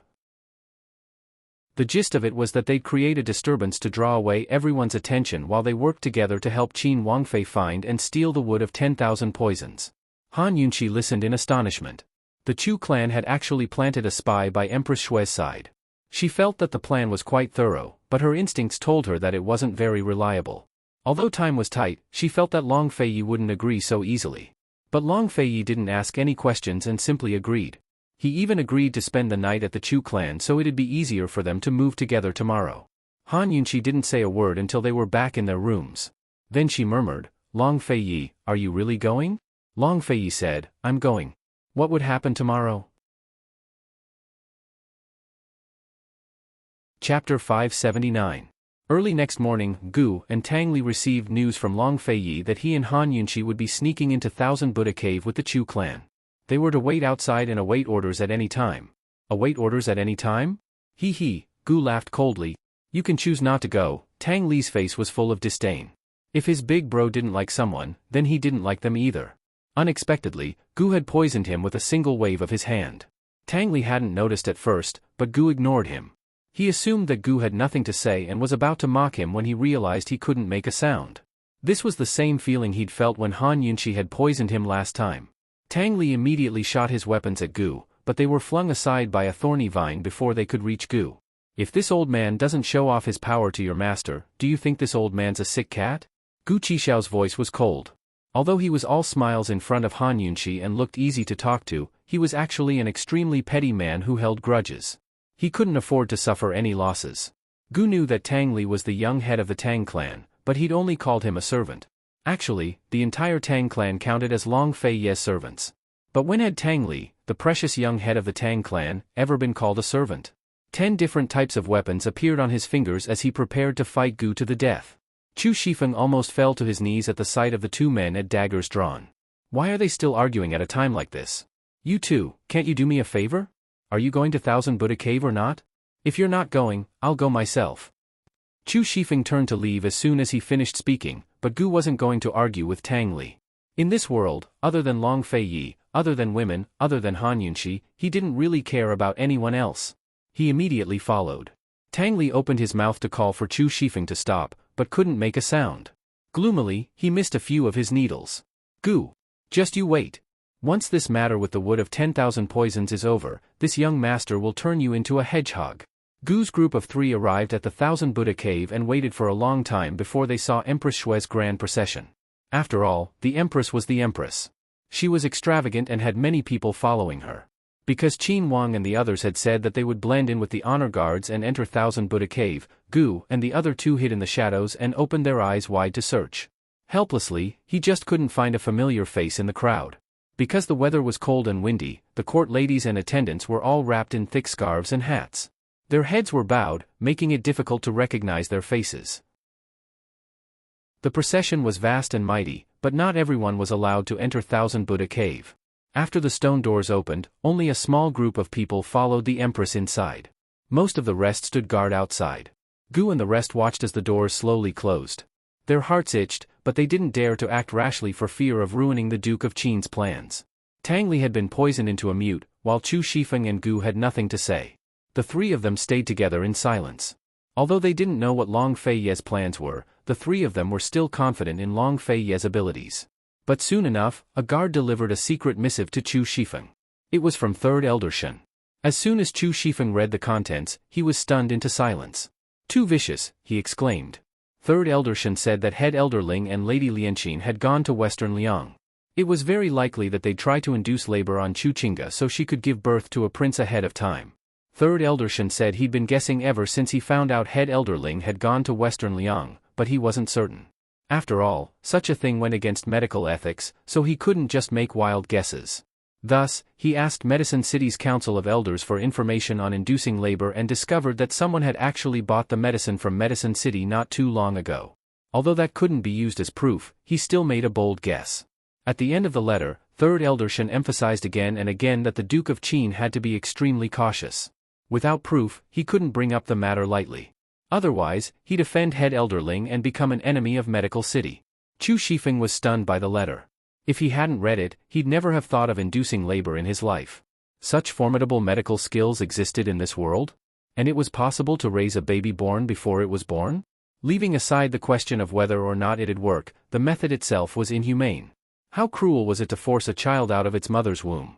The Chu clan and Chu Qingge had truly gone mad for the sake of the throne. Gu and Tang Li glanced over at the same time, only to see Gu snatch the letter away. Tang Li scooted over to read it as well. Both of them were stunned by the contents. Tang Li opened his mouth to curse, but couldn't find the words. In his desperation, he kicked Gu, who quickly cured him of the poison. That's too inhumane. Isn't Chu Yuni afraid of being struck by lightning? And this Head Elder Ling, the head of the Council of Elders? How could he do something like this? Chu Qingge was willing? Tang Li couldn't believe it. Gu Qixiao didn't agree. What wouldn't Head Elder Ling do? So what if he was an elder of the medical academy? The head of the medical academy was just like that. Tang Li's anger quickly turned into astonishment. In other words, Chu Qingge's about to give birth. Is the Chu clan really planning to fall out with Western Zhou's imperial clan? And then take over West Liang? That's exactly it. Gu laughed coldly. He'd experienced Head Elder Ling's medical skills when he was young and was certain that the man had the skills to make Chu Qingge give birth prematurely while keeping the baby alive. If that's the case, then Master's efforts with Emperor Kongcheng will all be for naught. Chu Shifeng said hatefully. After all, His Highness Duke of Qin had instigated discord between the Chu clan and Emperor Kongcheng so he could use the emperor to weaken the Chu clan's military might. Who knew that he'd push the Chu clan into a corner and do something so utterly devoid of conscience? Looks like the Chu clan will strike first before Emperor Kongcheng does anything. They'll catch him off guard. Chu Shifeng muttered to himself. At his words, Gu Qixiao and Tang Li both looked at him in silence. What are you guys looking at? Chu Shifeng asked timidly. Gu didn't reply, but turned to look at the stone doors of Thousand Buddha Cave. Tang Li slapped his thigh. Oh no. It's very possible that they'll use this chance to make their move. They'll drag the Duke of Qin down with them. As it turned out, Tang Li was right. This was the Chu clan's plan. They'd made meticulous plans and made multiple preparations. Chu Yuni had instructed Gu Beiwei to kill Long Feiyi and Han Yunqi as a test. If Gu Beiwei really did betray the Chu clan, then the disguised Chu clan archers would kill Gu Beiwei as well. Of course, even if they failed in the end and failed to kill Long Feiyi and Han Yunqi, they'd still expose Long Feiyi and Han Yunqi's identities. Then they'd drag them down with them and make them enemies of Western Zhou's imperial clan. If Long Feiyi wanted to stir up the deep waters of Western Zhou, the Chu clan would never let him leave unscathed. At least half of the people who'd followed Empress Shui into Thousand Buddha Cave today were Chu clan archers in disguise. The Chu clan hadn't spent all these years in Western Zhou for nothing. They hadn't fooled around with Crown Prince for nothing either. They'd harbored thoughts of betrayal long before the previous emperor, but had been waiting for the right opportunity. Now that Long Feiyi had forced them into a corner, they had no choice but to act ahead of time. General Chu had already deployed the Chu clan troops. As soon as something happened at Thousand Buddha Cave, the various Chu clan troops would join in the mutiny. Chu Yuni had also contacted the D clan's Ning clan and was ready to receive them at a moment's notice. Meanwhile, Empress Shui's group had already passed through the Bodhi forest and was nearing the altar of ginkgo trees. The ginkgo tree was circular in shape with a radius of 10 or so meters. Aside from the 1,000-year-old ginkgo tree in the center, there was nothing else. The 1,000-year-old ginkgo tree was as tall as 3 people. Because it was winter, its leaves and branches had long withered away. Though the tree's crown was nowhere to be seen, its trunk and main branches were clearly visible. From a distance, it looked like a wooden stele towering between heaven and earth, simple and mysterious in appearance. A ring of short shrubs surrounded the ginkgo tree.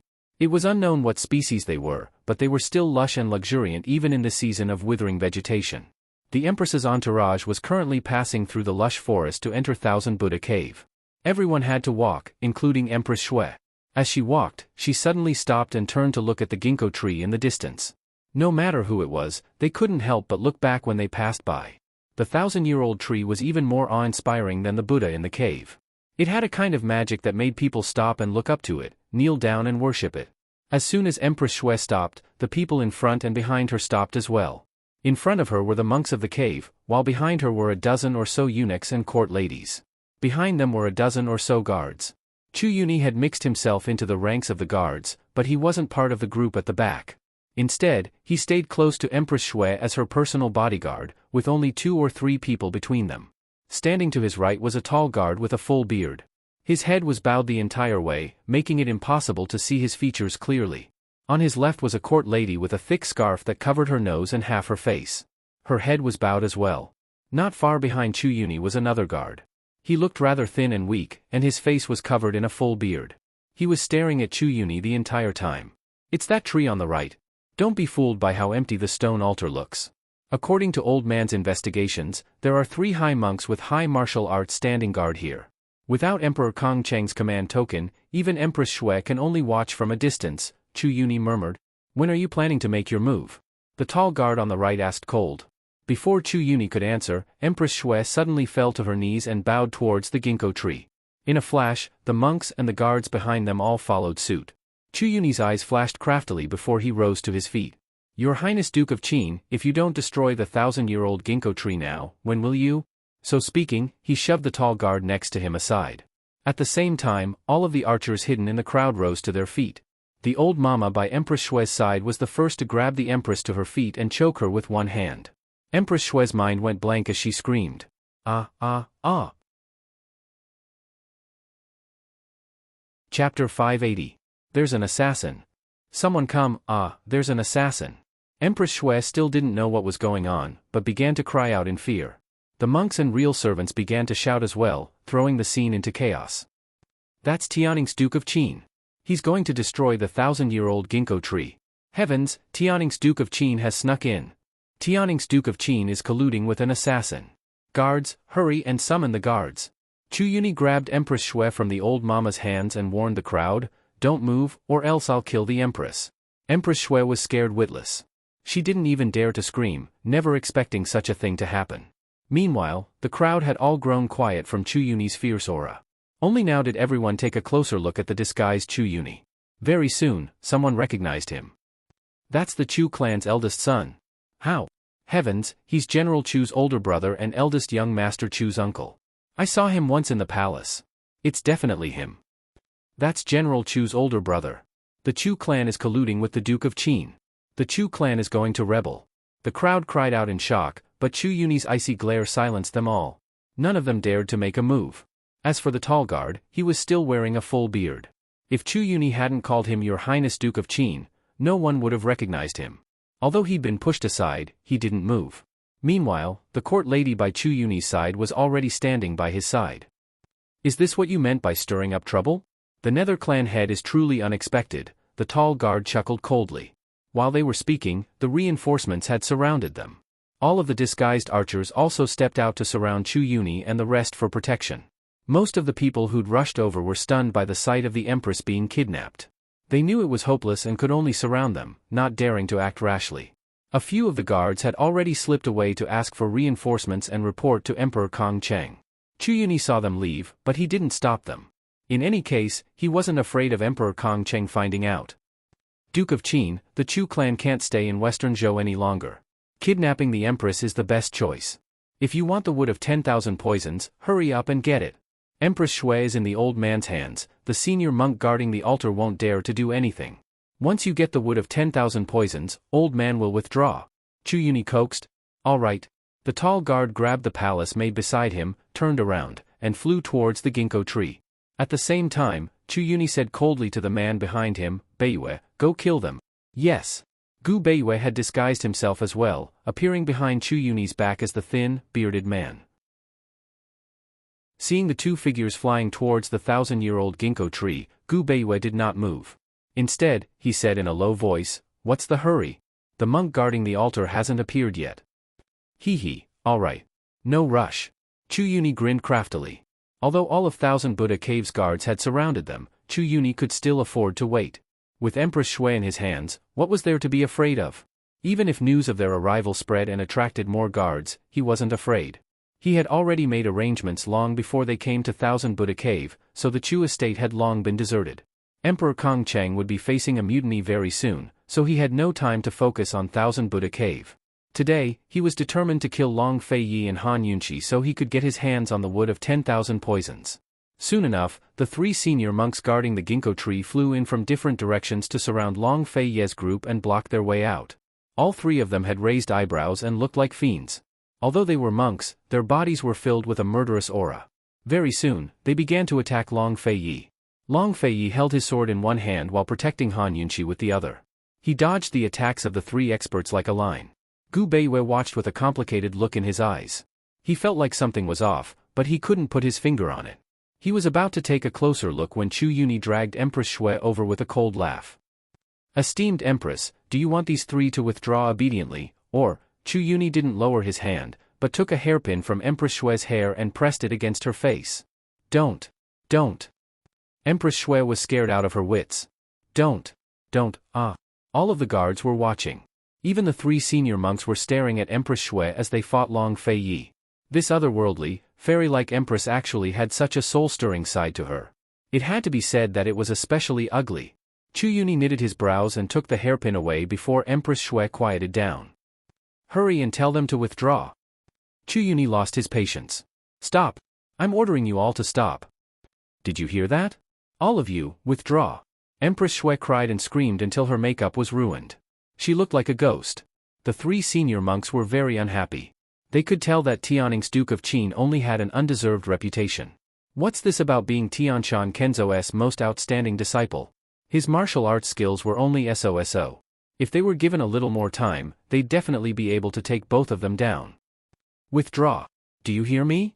I'm ordering you all to withdraw. Empress Shui shouted. Without a choice, the three senior monks resentfully sheathed their swords and retreated to one side. Your Highness Duke of Qin, the 1,000-year ginkgo tree is a sacred object of Buddhism. You can't afford to be so impudent. Duke of Qin, why do you have to involve Buddhism in your grudges with Western Zhou's imperial clan? Aren't your actions a bit lacking in style? Long Fei Yi and Han Yunqi allowed the three senior monks to berate them, but remained indifferent. Everyone watched as they continued to approach the 1,000-year ginkgo tree. Soon enough, Long Fei Yi landed beneath the tree with Han Yunqi in his arms. Watching their backs, Chu Yuni laughed coldly. Beiyue, this is a good chance. While they're searching for the wood of 10,000 poisons and distracted, Gu Beiyue could sneak up on them with lightning speed and succeed for sure. Gu Beiyue's eyes drooped before he replied, "Wait a bit longer. It won't be too late to make a move after Han Yunqi finds the wood of 10,000 poisons." Hearing this, Chu Yuni had a better idea of the situation. He retorted, "Can you deal with Long Feiyi with your strength? If you don't use this chance to sneak up on him, where do you find the confidence to take his life? With your skills, can you touch the wood of 10,000 poisons from the 1,000-year ginkgo tree?" Gu Beiyue retorted. Naturally, Chu Yuni had brought his own poison masters with him, but he didn't say anything. Instead, he kept probing. Even if old man doesn't want the wood of 10,000 poisons, he'll still kill Long Feiyi. "Beiyue, are you going to go or not?" As Chu Yuni finished speaking, he turned back to stare at Gu Beiyue. Gu Beiyue didn't dodge, but he had no more excuses to delay. Just as he was about to capture Chu Yuni, the man suddenly backed away and shot an arrow at him. Chu Yuni's archery skills were the best among the Nether clan. If not for Gu Beiyue's speed, the arrow would have hit him right in the heart. Gu Beiyue was alarmed. He never expected Chu Yuni to take him seriously one day. Gu Beiyue had only been distracted for a moment before multiple archers surrounded him. Although none of them were holding arrows, Gu Beiyue found it hard to believe that these archers had been personally trained by Chu Yuni. Their archery skills far surpassed Chu Tiannin's. Gu Beiyue's eyes flashed with a complicated look as he feigned ignorance. "Nether clan head, what do you mean by this?" "What do I mean? Old man didn't make the first move to gain the upper hand. Now it should be old man asking you what you mean by this, right?" Chu Yuni retorted cold. As he guarded against Gu Beiyue, he shot a glance at the archers by his side. The archers understood and split into two lines. None of them had bows in their hands, only arrows. Seeing this, the crowd was stunned. Chu Yuni's arrow towards Gu Beiyue had been so fast that no one had seen it clearly. They assumed it was a crossbow bolt, but now everyone could see it clearly. These people were going to shoot arrows with their bare hands. This was the driving arrow arts, the Nether clan's driving arrow arts that had recently spread through Cloud Realm continent. In other words, the Chu clan was the descendant of one of the 7 noble families of the Great Qin Empire, the Nether clan. Heavens, they'd been hiding in Western Zhou for so long and even controlled the military there. Everyone was stunned, but the man and woman beneath the ginkgo tree didn't react. Their backs were to the crowd, so they didn't seem to notice anything amiss behind them. Gu Beiyue grew anxious. Even his fake beard couldn't hide his nervousness and fear. He even abandoned all scruples and shouted, "Duke of Qin, be careful." Only if Long Feiyi noticed the danger behind them could Han Yunqi escape danger. Unfortunately, Gu Beiyue's shout was all it took for the archers surrounding him to shoot at him. At the same time, the two lines of archers aimed at Long Feiyi's group. Swoosh swoosh swoosh. The sharp sounds of the arrows piercing through the air filled the entire Thousand Buddha cave. Gu Beiyue's figure was like an illusion as he dodged and dodged. Although he dodged the arrows, he still couldn't shake them off. Meanwhile, Long Feiyi had protected Han Yunqi behind the ginkgo tree and barely escaped death. But the archers soon caught up and surrounded them in a circle, leaving them nowhere to run. Chu Yuni personally came over as well, his arrows all aimed at Long Feiyi. 2 missed, but the third hit Long Feiyi right in the stomach. Long Feiyi clutched his stomach with one hand while the other pushed Han Yunqi behind the ginkgo tree. He seemed to want to hold on, but couldn't stand. He didn't even have time to support himself against the tree before blood trickled from his mouth. With a groan, he toppled to the ground with his limbs in the air, unmoving. Chu Yuni was surprised at first. Witch Ant had told him about Long Feiyi's skills, but he never thought he'd be hit so easily. But seeing Long Feiyi topple over was enough to convince him otherwise. He was confident in his archery skills to begin with. Now that he'd tricked Long Feiyi into a surprise attack, his chances of success were high. Delighted, he waved a hand to signal the surrounding archers to stop shooting. Meanwhile, he aimed his own arrow at Han Yunqi's leg. The Duke of Qin was dead, but keeping this woman alive was still useful. Even if he wanted to kill her, he'd leave it to Chinga. Swish, there was a sharp sound as Chu Yuni's arrow flew through the air. Just when it looked like it would cripple Han Yunqi's leg, a white blur suddenly flitted past, its speed too fast for the naked eye to follow. By the time it stopped, Gu Beiyue was already standing in front of Han Yunqi. An arrow had struck his right shoulder, piercing straight through his shoulder blade and into his back. Chu Yuni's arrow had hit him in the leg. For the sake of protecting Han Yunqi, he'd practically chased after the arrow. Fortunately, he'd made it in time. Despite his bearded face, Gu Beiyue's smile was still warm and gentle. But as he smiled, his knees gave way and he fell to his knees. Chapter 581. Even though Gu Beiwei was kneeling on one knee, he was still clutching the little golden dagger in his left hand. Because his right shoulder had been pierced by the arrow, he couldn't lift it at all. But Chu Yuni understood him all too well. He knew he had the dagger in hand, so he didn't approach him. Instead, he took out an arrow and aimed it at Gu Beiwei's left shoulder. As expected, this traitor had thrown in his lot with Long Fei Yi and Han Yunqi. Gu Beiwei stared at Chu Yuni's arrow from a distance. His clear eyes gradually grew complicated until they turned murky. With the friendship between the Nether and Shadow clans, he never expected Chu Yuni to suspect him and scheme against him. Nor did he expect a shrewd man like Long Fei Yi to fall into the man's trap. Only the time it took to brew a cup of tea had passed, but his heart had long been flustered beneath his calm exterior. He couldn't think straight. He knew he couldn't protect Miss Yunqi this time. There was only one way left. Although it wasn't a long-term solution, it could at least guarantee Miss Yunqi's safety for now. The solution was to reveal her noble identity. Even if the Nether clan was full of ambition and had been searching for the West Chu imperial heir all this time just to hold the Son of Heaven and command his vassals, Chu Yuni was still afraid and in awe of Miss Yunqi's identity. He didn't dare to do anything. That arrow was about to fly out. Even if he could block another one for her, he wouldn't be able to block a third or fourth. Gu Beiwei decided to tell her. But right at this moment, Han Yunqi, who had been hiding behind him all this time, suddenly moved. After all, Gu Beiwei's heart was flustered, but most of his attention was still on the woman behind him. He was afraid that she'd be startled or hurt. Who would have thought that at this very moment, he would feel her powerful killing intent? Only someone with high martial arts skills could sense it. At the same time, only someone with high martial arts skills could emit it. But now she knew martial arts and wanted to kill him. Gu Beiwei's stern face suddenly curved into a self-mocking smile.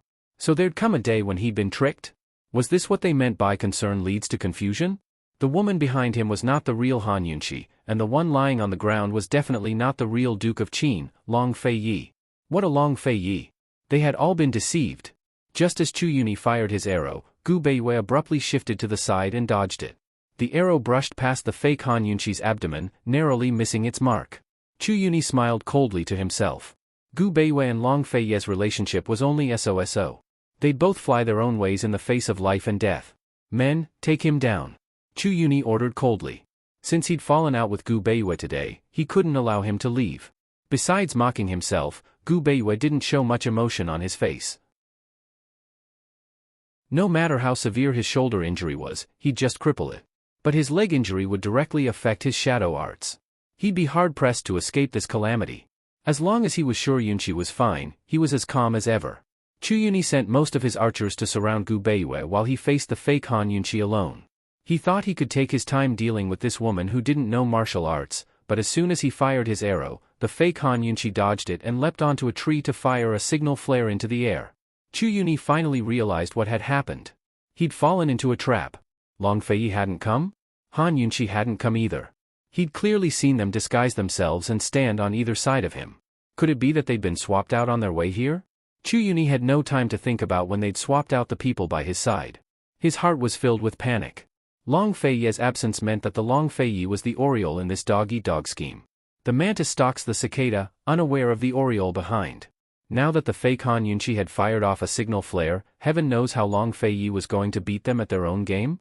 It had to be said that Chu Yuni feared Long Fei Yi far more than he feared Western Zhou's imperial clan. Men, hurry and find the item. Prepare to retreat. Chu Yuni ordered. Of course, he didn't forget to kill the fake Han Yunqi. Now that he was sure this woman knew martial arts, Chu Yuni couldn't afford to be careless. Within 5 arrows, the fake Han Yunqi was killed. A few poison masters disguised as court ladies stepped forward to surround the 1,000-year ginkgo tree, searching for the wood of 10,000 poisons. Chu Yuni was very unwilling to face such a cruel reality. He purposely stepped forward and tore off the fake Han Yunqi's scarf, only to see that the face was different.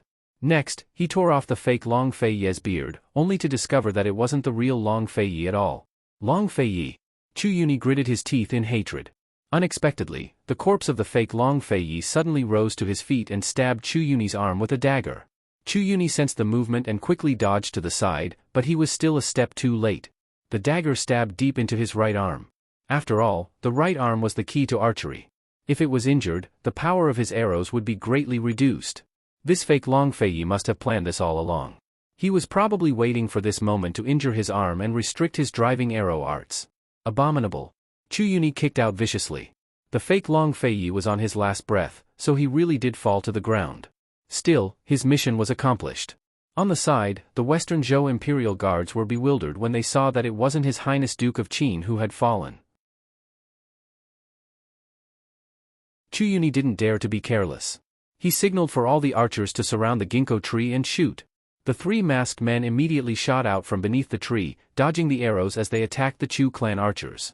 Chu Yuni quickly joined in the fray, but it wasn't long before thorny vines sprouted from beneath the tree. The thorny vines resembled countless tentacles that spread wildly in all directions towards the archers.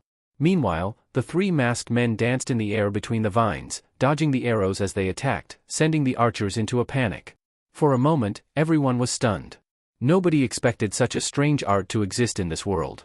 Don't get distracted, shoot with all your might. Chu Yuni roared as an arrow flew through the air, hitting one of the thorny vines squarely on its roots and snapping it in half. Seeing this, the archers' morale was greatly boosted, and they all concentrated on shooting. However, they didn't know why, but suddenly, 3 archers fell down. There's a hidden weapon. Everyone be careful, they're using it. One of the archers shouted. As soon as he spoke, a needle so thin that it was almost invisible to the naked eye pierced his throat, killing him instantly. As the head of a clan, Chu Yuni wasn't someone who was easy to deal with. He'd sensed something strange as soon as the weapons appeared and sacrificed a few archers to get a clear look at the source of the weapons. Currently, he was standing on one side, his eyes narrowed as he aimed for the attacker's heart. Meanwhile, the attacker was completely oblivious as he continued to dodge the rain of arrows. You're seeking death. Chu Yuni released his arrows viciously. The first to sense the danger was the arrogant black-robed man. He spun around and shouted, "Careful!" He shouted, abruptly kicking his companion aside as the arrow streaked towards him like a bolt of lightning. At the same time, more arrows were flying towards him from the other side.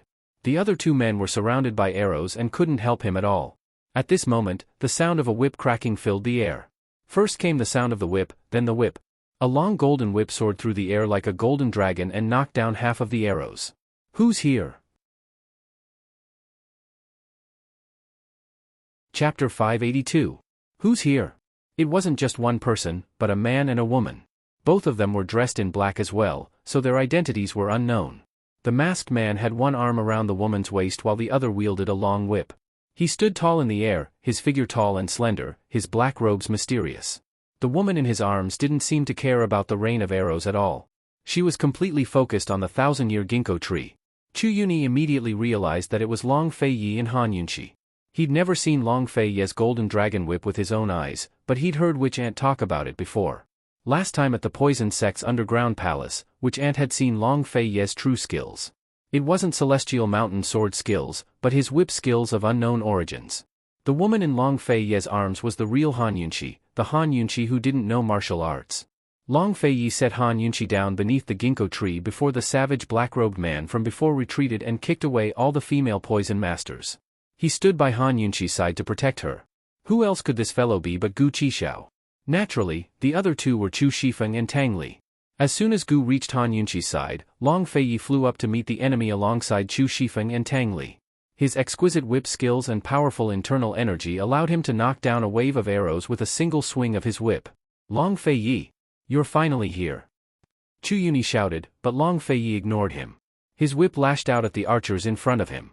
Chu Yuni had long wanted to have a real fight with Long Fei Yi. He took out an arrow and knocked it with his bare hands.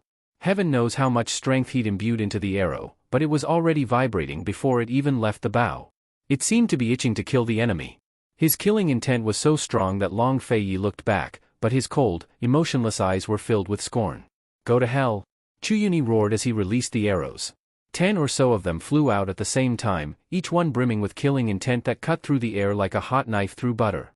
Moreover, each one of them seemed to have a mind of their own and grew eyes.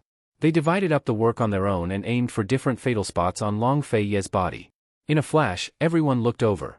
Tang Li and Chu Shifeng were busy dealing with the archers while paying attention to the situation.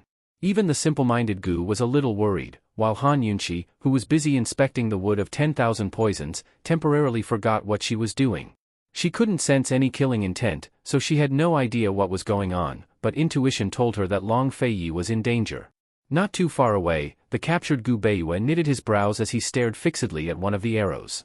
Without a doubt, that was the strongest of the bunch. Long Feiyi had long realized that one of the arrows was extremely deadly, but he didn't have time to think. His whip arts required enough space to unleash its power. If the arrows got too close, he'd have no choice but to unsheath his sword.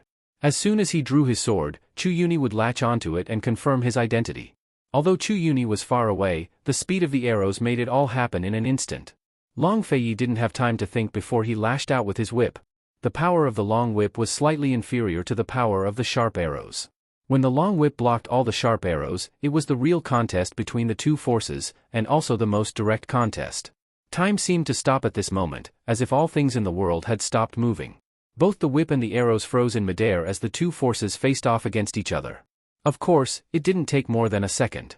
The whip's momentum quickly suppressed the arrow's momentum and forced them all down. Long Feiyi flicked the whip lightly in his hand. Although it looked easy, it took a lot of strength.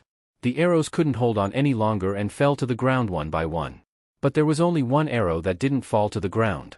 Instead, it held on against Long Feiyi's whip, clanging and clanging as it grew restless. It didn't seem satisfied with just defending, but even wanted to attack. Without a doubt, this was the most powerful arrow. Long Feiyi tried again, but still couldn't knock it down. At this moment, Chu Yuni fired another arrow straight at Long Feiyi's eye. Seeing this, everyone grew alarmed. Chu Shifeng and Tang Li wanted to help, but the archers were all in sync with Chu Yuni. Every one of them seemed to have lost their minds as they shot like madmen, making it impossible for them to free themselves. Han Yunqi pushed Gu aside and said, "Don't worry about me, go help. Hurry." Gu recovered his wits. He was too far away to use his vines to help, but it was too late. The arrow was too fast. Idiot. Gu couldn't help but curse. He knew that Long Feiyi wouldn't use his sword for the sake of hiding his identity, but why didn't he withdraw his whip and retreat? He was just courting death by trying to resist it. The arrow was about to hit Long Feiyi's eye with enough force to topple mountains and overturn seas. For a moment, everyone stopped breathing. Han Yunqi gaped. In her eyes, Chu Yuni's arrow was as fast and powerful as a bullet. But in the nick of time, Long Feiyi raised his hand and viciously knocked the arrow aside. When he dropped his hand, fresh blood trickled down the back of his hand, a testament to the power of the arrow. But he'd still managed to block it, hadn't he? Everyone exhaled in relief. Chu Yuni was surprised, but he didn't give up. He quickly followed up with another arrow, this one aimed not at Long Feiyi, but at the arrow that was fighting against Long Feiyi's whip.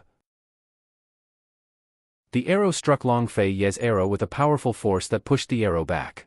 It flew past the whip and headed straight for Long Feiyi. It had to be said that as the head of the clan, Chu Yuni's arrows were the best of the Chu clan. Unfortunately, his opponent was Long Feiyi. Long Fei pulled back his whip and rebounded, accurately trapping the arrow in place. He'd been waiting for this chance for a long time. None of them expected this outcome. Chu Yuni was so shocked that his face had turned white. Long Fei hadn't even started his counterattack before Chu Yuni took out a bunch of arrows and shot them in his direction. Actually, it wasn't strange for Chu Yuni to lose his head in a situation like this, because Long Feiyi was clearly preparing to counterattack. Despite the rain of arrows, Long Feiyi's whip lashed out viciously at the arrow. The whip slithered forward like a snake, sweeping away all the arrows in its path. Finally, Long Feiyi lashed out with the whip, sending his internal energy coursing through the whip until it reached the body of the arrow. The arrow shot out with enough force to topple mountains and overturn seas, heading straight for Chu Yuni. Chu Yuni had lived for more than half his life, but he'd never imagined that he'd be hurt by one of his own arrows one day. He had no time to dodge, but reflexively dodged to the side. The arrow sank deep into his right arm, completely submerging itself in his flesh. What a vicious arrow. If his whip was already like this, wouldn't he shoot through his hand if he drew his bow instead? An archer's greatest taboo was injuring their hands. Chu Yuni was extremely unwilling, but there was nothing he could do except flee. Withdraw. All of the archers retreated at his command. The old mama fled with Empress Shui in tow, while Chu Yuni personally escorted Gu Beiyue to bring up the rear. Western Zhou's imperial guards chased after them, but didn't dare to make a move with Empress Shui in their hands. Long Feiyi's gaze was fixed on Gu Beiyue, but he didn't chase after them. His ultimate goal was the wood of 10,000 poisons, so he had to get his hands on it before reinforcements arrived. Otherwise, without Empress Shui as a hostage, heaven knows what would happen when reinforcements arrived.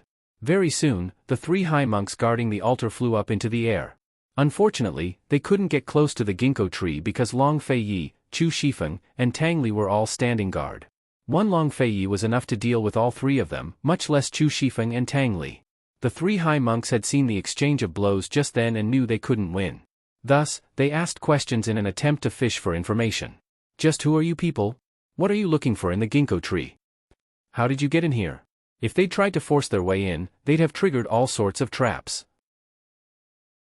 Without a map, even the most powerful of experts would be unable to avoid triggering them. But these people had come without a sound. It wasn't as if they'd infiltrated the Empress's guard of honor. The high monks didn't understand. Are you Tianning's Duke of Qin? A man of character doesn't change his name. Just who are you? Tell us your name. Is that female benefactor Qin Wangfei? Despite the three high monks' questions, everyone seemed to have been infected by Long Fei Ye's attitude. Even Gu didn't speak. Han Yunqi activated the detox system's in-depth inspection function and found that the 1,000-year-old ginkgo tree was poisoned. But just like the water and earth of 10,000 poisons, the detox system couldn't tell what kind of poison it was. The 10,000 poisons of the 5 elements, metal, wood, water, fire, and earth, all seemed to be the same. They were a mixture of all kinds of poisons. Therefore, the detoxification system could detect the toxicity, but it could not determine the type of toxicity, nor could it detect specific information. Han Yunqi knew they couldn't stay here for long, or else it'd be hard to leave. She inspected the tree again, but still couldn't pinpoint its exact location. She was depressed. It wasn't that she'd forgotten about the poison storage space. Although the space could store all kinds of poisons, it had even stored such a large poison pond. But right now she was facing a 1,000-year-old tree that wasn't completely poisonous. More importantly, she didn't see the wood of 10,000 poisons. How was she supposed to store something she couldn't see? At the very least, she couldn't do it with her current skills. What to do? Did she really have to cut down the tree like Chu Yuni said? At this moment, a flurry of footsteps sounded around them. Without a doubt, reinforcements had arrived. Gu asked anxiously, "Did you find it?" Actually, Gu had been searching the entire time as well, but he couldn't even smell the poison. He almost suspected that the wood of 10,000 poisons wasn't on this tree at all. At this moment, Long Fei had turned back to look at them with an urging gaze. Han Yunqi was anxious. Abruptly, a thought flashed through her mind. Got it. She had a plan, a very simple one. Why didn't she think of it before? I'm so stupid. Chapter 583. Although she couldn't see the wood of 10,000 poisons, Han Yunqi still thought of a simple way to get it. Gu Qishao, cover me, quick. So speaking, she hid behind Gu Qishao with her back to the crowd. Cover you for what? Gu was full of doubts. He wanted to turn around to see what was going on, but was afraid of ruining Han Yunqi's plans. In the end, he could only stand there obediently. It wasn't clear what Han Yunqi was doing, but before she could finish, a large group of soldiers had arrived to surround the entire ginkgo tree. Next came a group of archers who rushed to the front and knelt down on one knee, aiming their bows at the group. Judging from the situation, Chu Yuni's group must have escaped without a hitch. Otherwise, no matter how important the tree was, it couldn't compare to Emperor Kong Cheng's favored empress.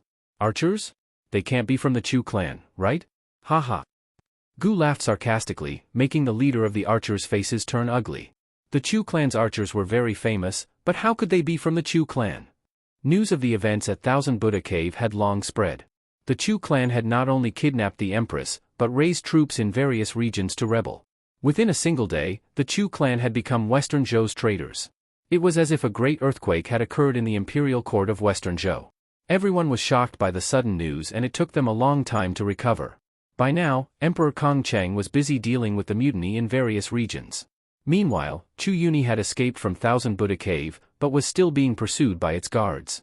Although Emperor Kong Cheng had no idea what Chu Yuni and the black-robed men wanted the 1,000-year ginkgo tree for, he couldn't let them get away with it. Emperor Kong Cheng even sent an urgent message via Flying Eagle, demanding that they capture them alive and find out if the black-robed men were really related to Tianning's Duke of Qin. This team advises you to surrender obediently, or else our arrows won't open their eyes, the leader of the archers warned loudly. All right, forgive him for his ignorance. After all, he had not personally witnessed the battle between the experts just now. He could not imagine that there was someone in the world who could play with arrows like that. Long Fei and the others naturally disdained his warning. However, Long Fei did not want to stay here for long because the longer he stayed, the more likely it was that his identity would be exposed. Moreover, the guards of the Thousand Buddha Cave were not for show. Once all the surrounding guards were transferred over, they would be in a lot of trouble. He turned to look at Han Yunqi and whispered, "Do you want to uproot the tree? I reckon they'll have to be uprooted. A 1,000-year-old tree, who knows how deep its roots are? Are you sure we still have time to uproot the tree? Are you sure you can escape with such a big tree?" What if the exit is sealed and we can't get out? Tang Li had to remind everyone to face reality. Long Fei's eyes flashed with a complicated light. He didn't say anything. Although they had defeated the Chu family, they hadn't found the wood of 10,000 poisons. They could only say that they had come here in vain. They assumed that finding the 1,000-year-old ginkgo tree was the same as finding the wood of 10,000 poisons, but who knew things would turn out like this? After a while, Han Yunqi still didn't answer. At this moment, the archers began to fire their arrows. Long Fei impatiently flicked his whip to knock down the first arrow, then the second at the archers. As the archers retreated, a large group of soldiers with spears and shields rushed forward to surround them. Even the soldiers had been transferred over. From the looks of it, they weren't going to let them off. How troublesome. Duke of Qin, why don't we leave first? Chu Yuni didn't go against them, but we did. We have to be careful not to end up making wedding clothes for someone else. Tang Li reminded them again. Judging from the current situation, Western Zhou had even transferred soldiers over. If a fight really broke out, the entire temple would be destroyed. If that happened, Chu Yuni might turn back and reap the benefits of the fishermen. Master, as long as this tree is here, we don't have to worry about not finding the wood of 10,000 poisons. Our esteemed Wang Fei's poison skills are even superior to his witch aunt's. If she can't find it, the Chu clan won't be able to either. Let's just retreat first. Chu Shifeng coaxed. Just as Long Fei decided to retreat, the soldiers in front of them suddenly gave a start. Each and every one of them gaped at the ginkgo tree. Many of them even dropped their weapons. What's going on? Long Fei and the rest gave a start. When they looked back, they were given a fright. The ginkgo tree was actually disappearing into thin air. Large chunks of the tree disappeared into thin air, leaving no trace behind. Not long after, the entire tree was gone, vanishing into thin air. In that instant, the scene from Medicine City's medicine forest surfaced in Long Fei's mind. The scene was so similar. Back then, the giant poison pond had disappeared in an instant as well, leaving the medicine forest guards gaping in shock. Everyone watched in disbelief. Han Yunqi, on the other hand, was crouching on one side, observing the changes in the soil. She just thought of using perplexing butterfly illusion to corrode the 1,000-year ginkgo tree. Although the method was simple, it was still difficult to execute. Fortunately, she had some good stuff hidden in her detox system, or else she wouldn't have been able to do it right away. Although perplexing butterfly illusion was highly corrosive, a few drops wouldn't be enough to quickly penetrate the ginkgo tree's well-developed roots. Thus, she added a few drops of a special poison enhancer into the mix and dripped it into the soil. This was something from the modern era. She only had 3 portions on hand and had been reluctant to use it. Today, she'd finally used up 1 portion. The soil beneath her feet began to corrode. As the perplexing butterfly illusion seeped deeper into the soil, more and more of it disappeared. But this still wasn't enough to satisfy Han Yunqi. She endured the pain and used another drop of the perplexing butterfly illusion enhancer. A single drop caused the entire patch of ground to sink in. Although it looked like it had sunk in, it was actually the soil that had been corroded.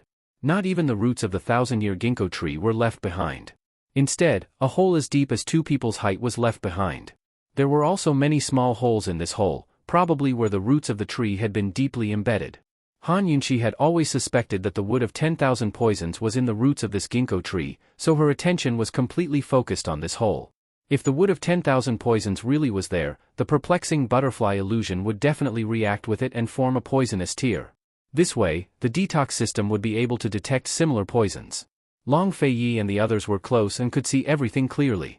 However, the surrounding soldiers didn't understand what was going on. They only felt that this group of people knew sorcery and didn't dare to rashly approach. Han Yunqi squatted by the hole and carefully examined it. She really did detect it. Once she detected something, things became much easier. She locked onto a small hole below the large hole and said in a low voice, "Gu, take me down there." "You? What exactly do you want to do?" Even though Gu could recognize poisons, he still couldn't believe what was happening in front of him. Before Han Yunqi could reply, Long Fei had already walked over. He didn't ask any questions, but simply jumped down with Han Yunqi in his arms.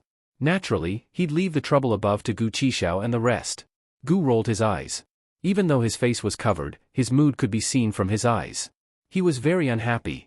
If they really attacked, Gu and the others could still deal with it for a while. Moreover, the surrounding soldiers all turned from shock to fear. They thought that they knew sorcery and didn't dare to rashly approach. Han Yunqi took out the perplexing butterfly illusion and dripped it into the target hole. Soon, the soil disappeared, and a large hole was formed. Fortunately, Long Fei was there. Otherwise, Han Yunqi would have fallen half to death. However, even so, she still didn't see the poisonous tear. It's probably buried very deep like the roots, she muttered to herself. Although Long Fei didn't understand what she was talking about, he didn't ask her any questions. Instead, he helped her in silence. In the end, Han Yunqi used a total of 10 drops of perplexing butterfly illusion and dug the hole more than 20 meters deep before she found what she wanted. This is it. Han Yunqi was overjoyed and carefully picked it up. Long Fei looked at it and saw that it was made of wood. Like the previous few poisonous tears, it was very small and shaped like a teardrop.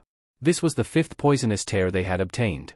Of the 5 elements poisons, only the fire and metal of 10,000 poisons were left. As for the poisonous blood, only the poisonous beast's blood and the last unknown blood were left. The poisonous beast's blood had to wait for the little thing to slowly nurture the poison in its body. Thinking back, if he had known that the little thing's blood could break the perplexing butterfly illusion, he definitely wouldn't have allowed Han Yunqi to use the little thing's blood to save Long Tianma. Many things wouldn't have happened in the past if he had known earlier. Especially when it came to the fate between people, it was impossible to know earlier. Long Fei wasn't someone who liked to reminisce about the past. In this instant, he didn't know why, but he actually thought of the words back then. How could Han Yunqi know what Long Fei was thinking? Han Yunqi put away the poisonous tear. When she looked up, she was shocked. So deep. Hold on tight, let's go up. Only then did Long Fei regain his senses.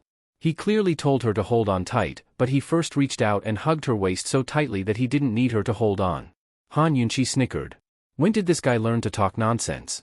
Fine, she had the guts to think, but not the guts to say it. She obediently wrapped her arms around Long Fei and hugged him tight. By the time they flew out of the cave, Tang Li and Chu Shifeng were already embroiled in a melee with the soldiers. Their numbers had doubled from before, and they were even shooting fire arrows into the cave. Gu stood guard by the entrance and kept kicking away the incoming arrows. With so many people, it was difficult for Gu and the rest to fight back. When he saw Long Fei carrying Han Yunqi out safely, Gu exhaled in relief. Did you get the thing? We're here. Withdraw. Long Fei said coldly. It was difficult to defeat such a large group of soldiers, but retreating was easy.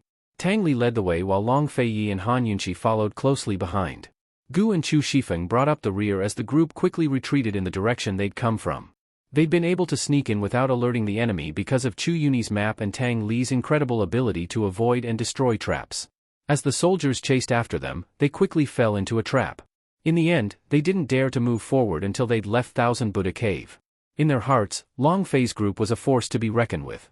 They were too mysterious and valiant. The abbot and commander of the soldiers were currently inspecting the scene. They couldn't figure out how the 1,000-year ginkgo tree had vanished into thin air or how such a deep hole had appeared in the ground. After a while, the old abbot sighed with emotion. Perhaps this is fate. The tree's fate, the people's fate, and the country's fate. Chapter 584. Destiny? The commander had no idea what that meant, but the words destiny of the nation made him break out in cold sweat. He pretended not to hear a thing and personally took care of the fake Duke of Qin and Qin Wangfei's corpses on the ground.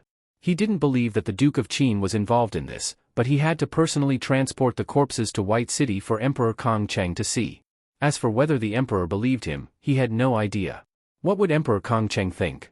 Emperor Kong Cheng knew that the Chu clan had exposed the crown prince's involvement in the embezzlement case.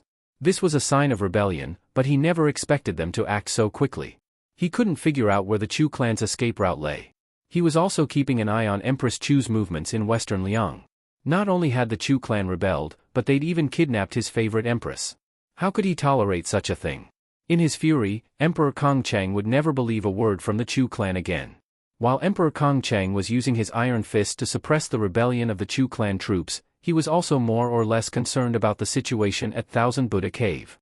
After all, the Chu clan's rebellion had started there, and it had a lot to do with the 1,000 ginkgo tree. Eagle messenger after eagle messenger arrived at the palace, allowing Emperor Kong Cheng to learn of the situation at Thousand Buddha Cave.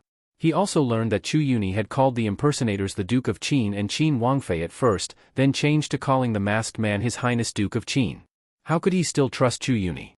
As he saw it, Chu Yuni was simply trying to drive a wedge between the Duke of Qin and Western Zhou. He was trying to drive a wedge between the Duke of Qin and Western Zhou. A few days later, the two impersonators' corpses were placed in front of Emperor Kong Cheng. He was even more certain that Chu Yuni was trying to drive a wedge between them. The Chu clan's wishful thinking. Humph, Zhen isn't stupid enough to offend the Duke of Qin. Emperor Kong Cheng snorted. No matter how good a position Empress Chu could secure for the Chu clan in western Liang, the Chu clan would definitely side with the Empress as soon as they rebelled. That would mean that Western Zhou and Tianning's century-old marriage alliance would be broken. At this time, if Western Zhou was on good terms with the South Central Region's Commander-in-Chief's estate, they would join forces to form a semicircle around Tianning's western and southern borders. Tianning's eastern borders were Tianan, while its northern borders were northernly. In this way, Tianning would have offended everyone around them and would be isolated and without help. Even if Emperor Kong Cheng truly believed that the Duke of Qin had infiltrated Thousand Buddha Mountain, he'd still pretend he didn't know and continue to be on good terms with the Duke of Qin. This was the so-called strategy. A 1,000-year-old ginkgo tree disappeared into thin air? Your Majesty, this matter is too strange. In this old servant's opinion, there must be a secret that no one knows about. The old eunuch whispered. Emperor Kong Cheng was still in a fit of anger, so these words only made him angrier. Watch your mouth. Pass down my order, anyone who knows about this is to be killed without mercy. The old eunuch was alarmed.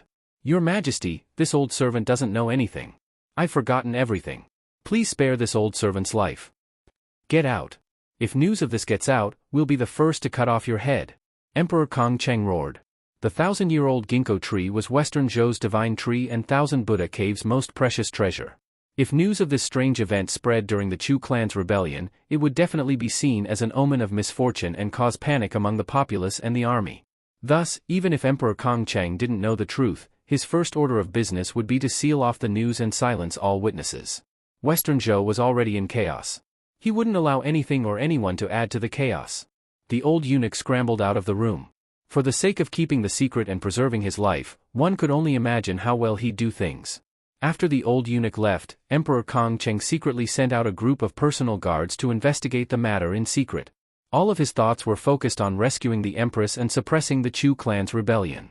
Meanwhile, the mysterious group of black-robed men were still in East Arrival Town, not far from Thousand Buddha Cave. Long Feiyi had only agreed to Chu Yuni's plan that night to beat him at his own game. Although they'd stayed at the Chu clan's estate that night and were under their surveillance, he'd still contacted his guards and arranged for a replacement. From White City to Thousand Buddha Cave, he'd had plenty of chances to swap out his men. It could only be said that Chu Yuni wasn't overconfident in himself, but underestimating Long Feiyi's methods. By now, Han Yunqi had finished explaining to everyone that the ginkgo tree's disappearance had been caused by perplexing butterfly illusion. Long Feiyi didn't think too much about the poison pond's disappearance. Duke of Qin, they're actually planning to induce labor on Chuqinga? That's inconceivable. As soon as they were free, Tang Li couldn't wait to report the news. With Gu and the others present, he even called Long Feiyi the Duke of Qin. Long Feiyi had guessed that they'd make a fuss about Chuqinga, but never expected it to be induced labor. No one was more shocked than Han Yunqi. Really? She'd read a few classics in the modern world. Normally speaking, the smallest fetus was less than 5 months old and placed in an incubator with all sorts of equipment and medicine. Still, it was easy for such children to develop congenital defects. She never expected that Cloud Realm continent, where medical equipment was so crude, had the technology to induce labor as well. She had to admire the medical academy. Even if Chuqinga gave birth without a hitch, the child would still be safe. But how much time and effort would they have to put into taking care of it? Would the child really live long enough to sit on the throne? Most likely, the Chu clan wouldn't let him live for long. They'd only use him as a cover until they stabilized their power in Western Zhou and replaced him with a son of the Chu clan. It looks like they'll succeed in inducing labor, Long Feiyi said. In other words, the Chu clan will definitely take over West Jing City? Han Yunqi didn't have a good impression of Emperor Tianhui, but she was still unwilling to see Tianning fall into the Chu clan's hands. Hasn't that noble consort Ning made any moves? Chu Shifeng couldn't help but interrupt. Noble consort Ning has no children, Han Yunqi replied indifferently. Han Yunqi said mildly. She had a clear understanding of Emperor Tianhui's harem. Who told her to be summoned to the palace every day to make things difficult for him? Noble consort Ning was one of Emperor Tianhui's 4 noble consorts, the most low-key of them all. She spent her days in seclusion, praying to Buddha, and staying away from worldly affairs. At first, Han Yunqi assumed that noble consort Ning had no backing behind her and was afraid of being bullied in the palace. But after asking around, she found out that noble consort Ning had the strongest backing amongst the 4 noble consorts, even stronger than the Empress. That was because noble consort Ning's older brother was none other than one of Tianning's 3 great generals, Ning Cheng. Perhaps it was because of noble consort Ning's personality. Otherwise, none of the other noble consorts would have had a share in the inner palace's struggles. Unfortunately, this noble consort Ning couldn't even give birth to a princess, much less a son. Otherwise, with Tianning's current situation, General Ning's estate would definitely do the same even if noble consort Ning didn't fight with Chu Qingge. Then there's only the 4th imperial prince left. He has a certain amount of power in the court and Emperor Tianhui's trust, Chu Shifeng added. Long Feiye's plans were indeed based on the 4th imperial prince and General Ning's estate. Chu Shifeng, make the arrangements. We'll set out for West Jing this afternoon. Long Feiye ordered immediately. The Wood of 10,000 Poisons was one of his goals on this trip, and another was to stir up chaos between Western Zhou and Tianning. With the Chu clan's military might and the Nether clan's foundations, they'd be a huge threat as soon as they found a foothold. Moreover, he wouldn't spare any of the members of Western Qin's imperial clan. He'd shouldered the grudges of his country for over 20 years, growing from tender shoulders to broad shoulders. He'd never given up when he was a child, much less now. Aside from Han Yunqi, no one else could dream of getting an exception from him. They set out in the afternoon. None of them had had a good rest over the past few days, so it was time for them to disperse and rest. Gu was about to leave when he asked, "Hey, did you guys notice that big bearded man Chu Yuni captured? What's his background? Why were his shoulders and legs injured?" By the time Gu's group arrived, Gu Beiyue had already been captured. They had no idea what had happened before that. But Gu had still noticed one person. As for Han Yunqi, she was completely focused on the fight between Long Feiyi and Chu Yuni, as well as the 1,000-year ginkgo tree. She had no idea that Chu Yuni had captured someone else besides Empress Shui. If she knew that that person was the white-clothed young master who had risked his life to save her, if the white-clothed young master was injured because of her, if she knew that the white-clothed young master was still paying attention to her despite his injuries, how would she feel? Unfortunately, Lil Thing was sleeping in the poison storage space and couldn't smell him. Otherwise, Lil Thing would have rushed over to its gentleman's side at the sight of his injuries. Chu Shifeng and Tang Li were too busy dealing with the archers to notice the bearded man's presence. Both of them shook their heads. Han Yunqi was only curious. "Who did you capture?" She looked towards Long Feiyi. "Is it one of us?" "It's not." Long Feiyi denied immediately. Although the 2 impersonators were dead, the fake Han Yunqi signal not only told them they could move, but also that the Shadow Clan man had made his move. Actually, Long Feiyi was surprised by the signal. He really was trying to sow discord between the Nether and Shadow clans to force the Shadow Clan man out, but he never expected the man to go to Thousand Buddha Cave as well. What was he doing there? What had happened between him and Chu Yuni to injure him so badly? With that man's skills, it'd be difficult for him to fight Chu Yuni, but more than enough to escape the Nether clan's rain of arrows. Just what had happened before they went over? "Who was that?" Han Yunqi asked. "Just like your substitute, he disguised himself as one of the guards," Gu added. Long Feiye's eyes flashed with displeasure, but he didn't show it. Chu Shifeng had long noticed his master's expression and quickly added, "Perhaps he was after the 1,000-year ginkgo tree as well. In any case, we've already gotten the thing, so who cares? Everyone go rest. We'll set out in the afternoon," Long Feiyi said simply before pulling Han Yunqi away. The 3 people left behind were all stunned. Did Long Feiyi take the wrong medicine today? He actually told everyone to go rest. Was the sun going to rise from the west?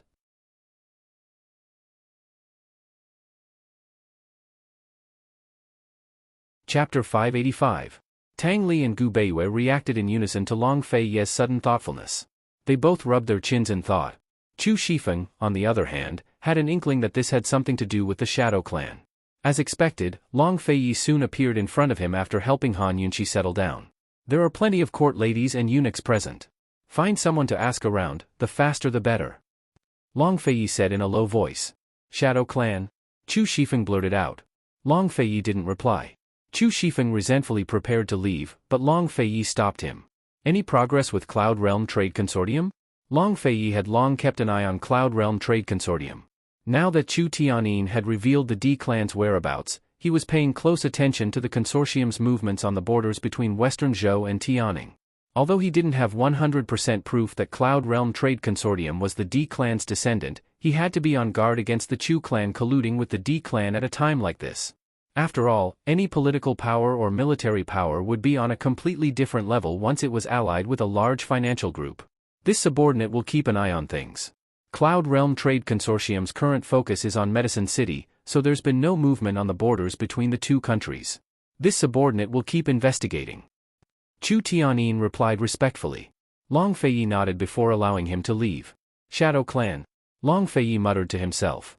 Actually, he'd suspected more than once that the Shadow Clan fellow knew about Han Yunqi's origins. If he tried to explain things from this angle, then everything would be clear. But if that Shadow Clan fellow knew about Han Yunqi's origins, he would have told her everything long ago. Then he'd protect her by her side and never leave her side. That was the reason why Long Feiyi gave up his suspicions. Long Feiyi couldn't figure it out. No matter what, the Shadow Clan and the Nether Clan were enemies. At least he had one less worry. Where was the Shadow Clan gentleman now? How was he doing? Gu Beiwei was still in Chu Yuni's hands. Chu Yuni had taken Empress Shui hostage and only brought a dozen or so archers with him as they fled into the forest. For the past few days, they had been on their way without stopping. Firstly, they wanted to avoid the pursuit of the soldiers, and secondly, they wanted to meet up with General Chu in the east. Right now, it was the dead of night. Everyone was exhausted, so they reached a dense forest where Chu Yuni finally ordered them to rest. The delicate Empress Shui was easily frightened, much less tormented. She had already fainted several times along the way and was still unconscious. As long as she wasn't dead, Chu Yuni had no time to bother with her. Chu Yuni was more interested in Gu Beiwei. He had been puzzled when he was in the Thousand Buddha Cave. Now that he was temporarily safe, he immediately questioned Gu Beiwei the moment he stopped to rest. "What exactly is your relationship with the Duke of Qin?" he asked coldly. Faced with Chu Yuni's questions, Gu Beiwei remained unmoved. He had just been dragged off his horse and was currently leaning against a tree with his eyes closed.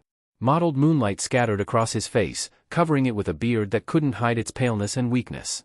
He was dressed in the white, tight-fitting robes of Western Zhou's guards that accentuated his slender figure.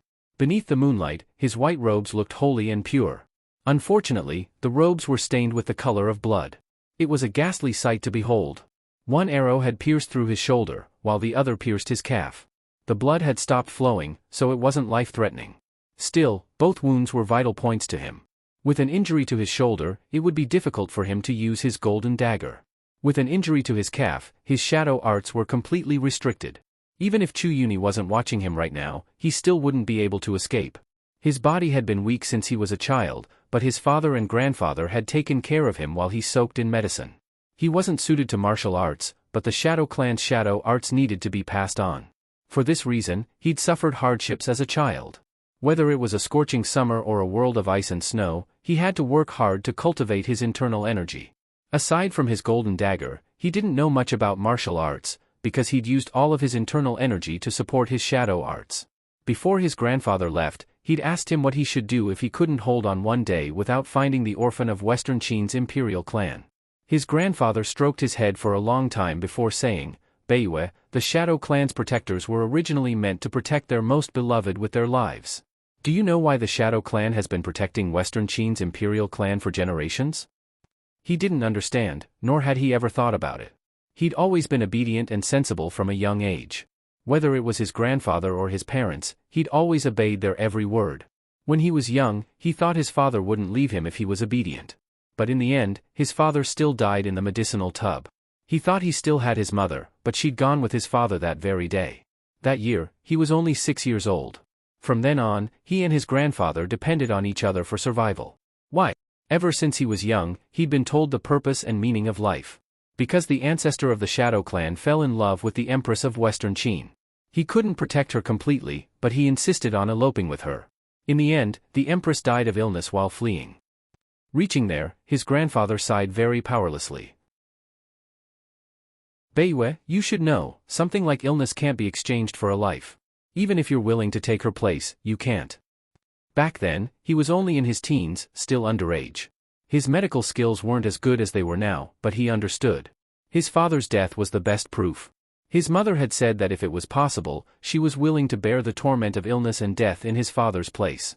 Unfortunately, there were just too many things in this world that couldn't be replaced. Because of the Empress' death, the Emperor was furious and wanted to slaughter the entire Shadow Clan. The ancestor made a promise, promising the Shadow Clan to protect Western Qin's imperial clan with their lives for generations to come, never to betray them, which saved the Shadow Clan.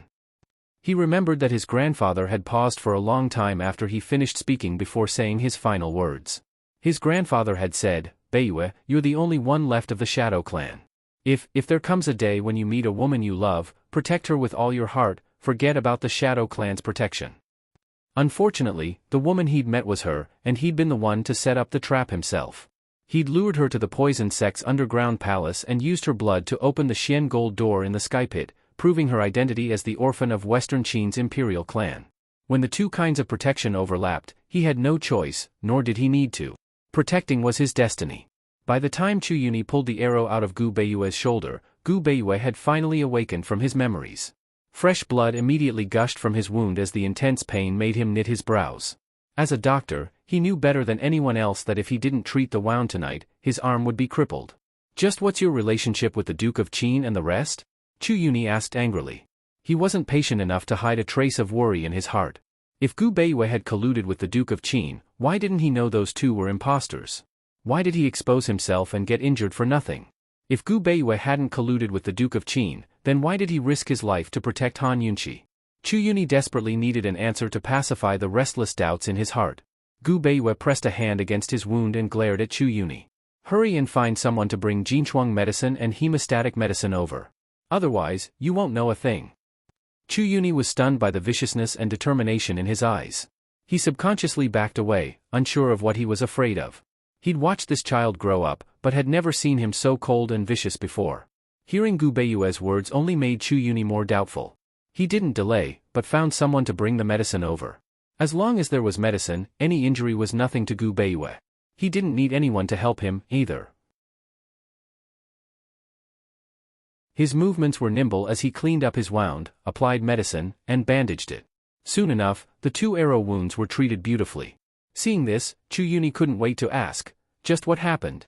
Gu Beiyue's eyes flashed with contempt. If not for the fact that he was facing Han Yunqi, he'd never reveal anything to Chu Yuni. After treating his wound, he felt much better and asked, "What do you mean what happened?"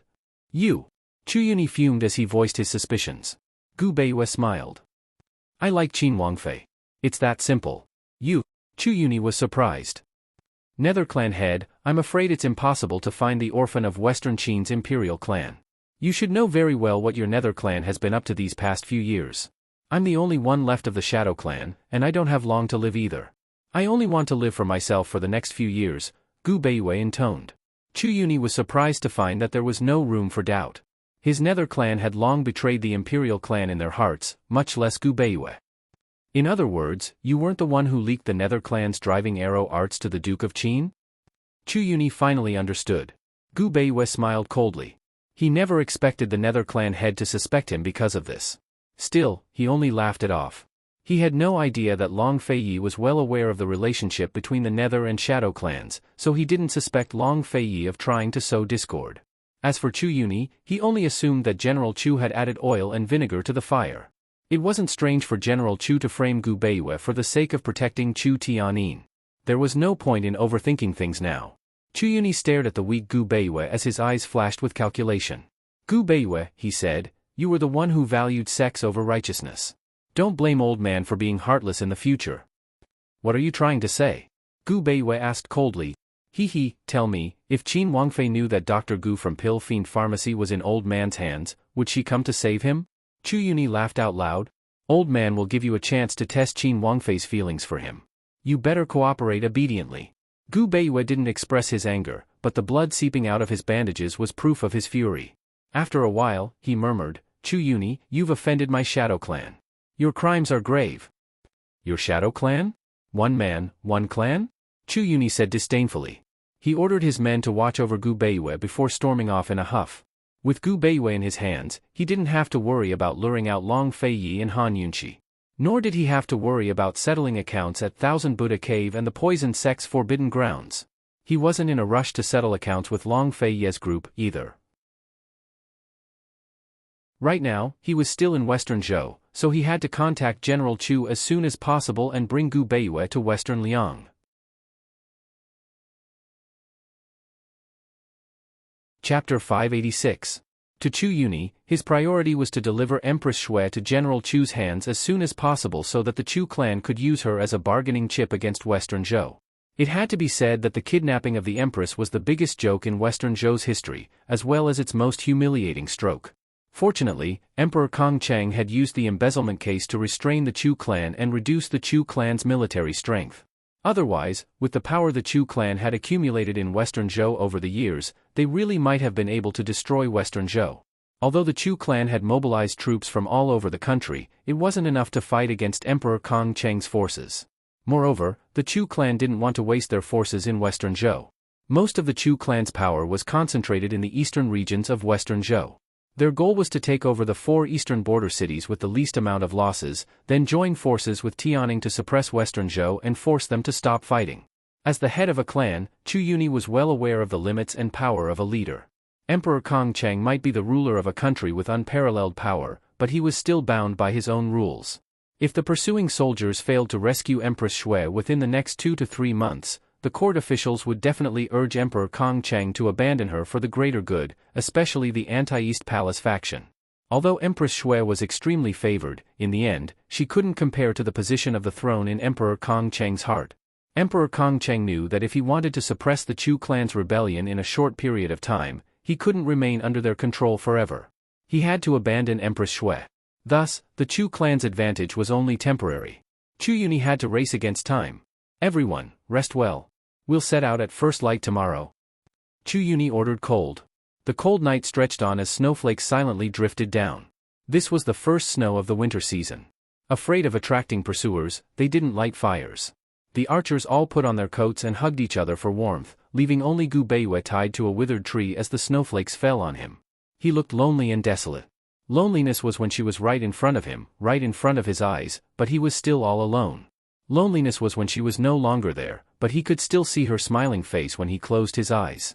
In this life, you are the master, and I am the servant.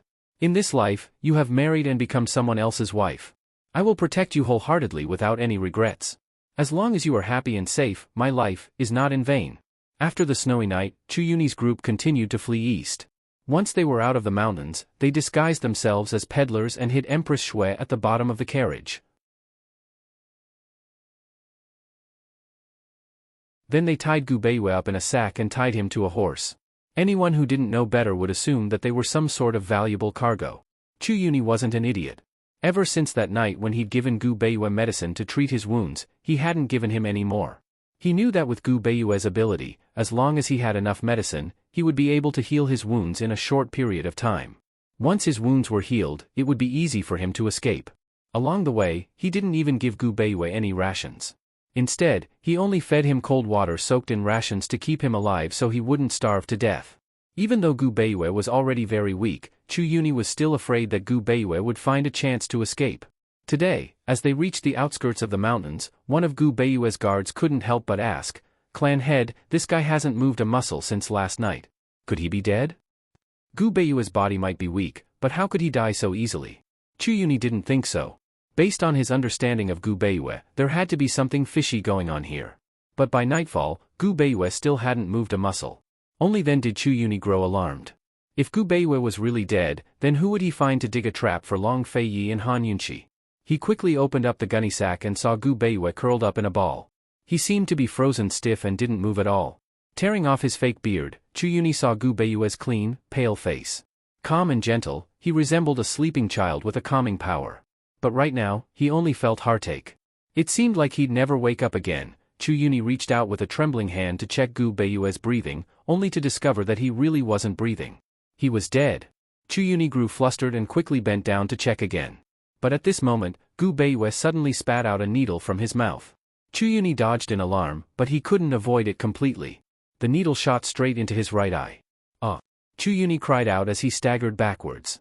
He instinctively covered his eye in pain, but the movement only caused the needle to dig in deeper.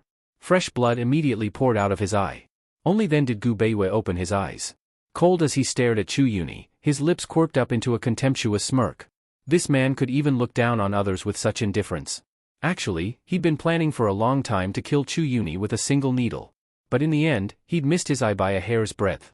For the sake of this one needle, he'd paid a hefty price. When faced with such an outcome, he wasn't annoyed or displeased, and he just smiled in a carefree manner, yet he vividly displayed his disdain. In the end, this needle had hit a vital point. What kind of formidable archer could shoot an arrow after being blinded in one eye? Chu Yuni was now a cripple. When Chu Yuni saw Gu Beiyue's mocking smile with his other eye, he angrily kicked the man to the ground. Someone come, find a doctor, quick, quick. His anger betrayed his fear. He knew better than anyone else how important his eyes were to him. Like a crazed beast, he covered his eye and spun in circles. His eye hurt so much that it felt like it was being pricked by needles. He was going to go blind. What to do? How was he supposed to shoot an arrow if he was blind? How was he supposed to be the clan head? Doctor! Someone come! Hurry and find a doctor! Hurry! Doctor! His frenzied cries left the surrounding archers speechless. Cloud Realm Continent's most formidable doctor was right before their eyes, but he was also their most merciful and cruel executioner. Once a doctor wanted to kill, he'd be the most terrifying assassin in the world. They were all too familiar with a person's fatal points. Where were they supposed to find another doctor in the middle of nowhere? Finally, one of the bolder archers replied, Clan head, it's still a day and night's journey from here to the nearest town. Why don't we? He wanted to say that it was better for the clan head to make the trip himself than find a doctor. Unfortunately, he didn't get to finish before Chu Yuni turned to glare at him. One of his eyes was bleeding profusely, while the other was glaring at him with bloodshot eyes. His hair was disheveled, and his blood-stained face made him look like a fiend. The archer subconsciously backed away, not daring to speak. Still, his words woke up the crazed Chu Yuni. Empress Shui and Gu Beiyue were both here, so he couldn't leave. But Gu Beiyue was a doctor himself. He charged at Gu Beiyue like a madman, narrowly missing a kick to his heart. Still, he held back. He viciously hauled Gu Beiyue to his feet and roared, Gu Beiyue, treat me this instant. Otherwise, old man will take your life. Gu Beiyue's body was very, very weak. After all, the only reason he'd been able to spit out a needle to injure Chu Yuni was because he'd been sealing off his meridians for the past few days to keep himself in a state of suspended animation. Since last night, he'd been faking his death for an entire day and night. That was already his limit. From a medical perspective, his body's condition was the same as when he was actually dead. If he kept it up for too long, it'd turn into reality. This was a medical skill that went against the laws of heaven. Once it was used, it would lead to retribution. His already weak body would only get worse. And yet, he was still smiling. It wasn't self-mockery, conceit, or madness. In fact, there wasn't even a trace of disdain in his voice. It was so faint that it was impossible to ignore it. If there had never been another her in this world, he'd probably always be so indifferent. His white robes were stained with blood, and his body was so weak that he couldn't even stand straight. But there were no signs of him being half dead, much less in dire straits. In contrast, Chu Yuni was a true weakling. No matter how fierce he was, he still had a favor to ask. What are you smiling about? Gu Beiyue, my nether clan has treated you well. Why do you repay kindness with enmity? Gu Beiyue, do you hear me? Speak. Are you going to treat me or not? Chu Yuni grabbed Gu Beiyue by the collar and shoved him aside with all his might. He'd lost all of his composure as a clan head. Old man will kill you. Chu Yuni unsheathed an arrow from his back and prepared to stab Gu Beiyue in the heart when Gu Beiyue finally spoke up. Give me medicine so I can heal my wounds. Otherwise, I promise there'll be no medicine left to save you. Treat old man's eyes first. Chu Yuni roared. You only have two choices. Give me medicine, or kill me, Gu Beiyue said. Chu Yuni was so angry that he roared a few more times. He had to ask, are you going to treat old man's eyes or not? If my wounds are healed, I'll treat them for you. If not, your eyes will be ruined. Gu Beiyue said, before adding, even if you can invite the medical academy's head elder to help, it'll be useless.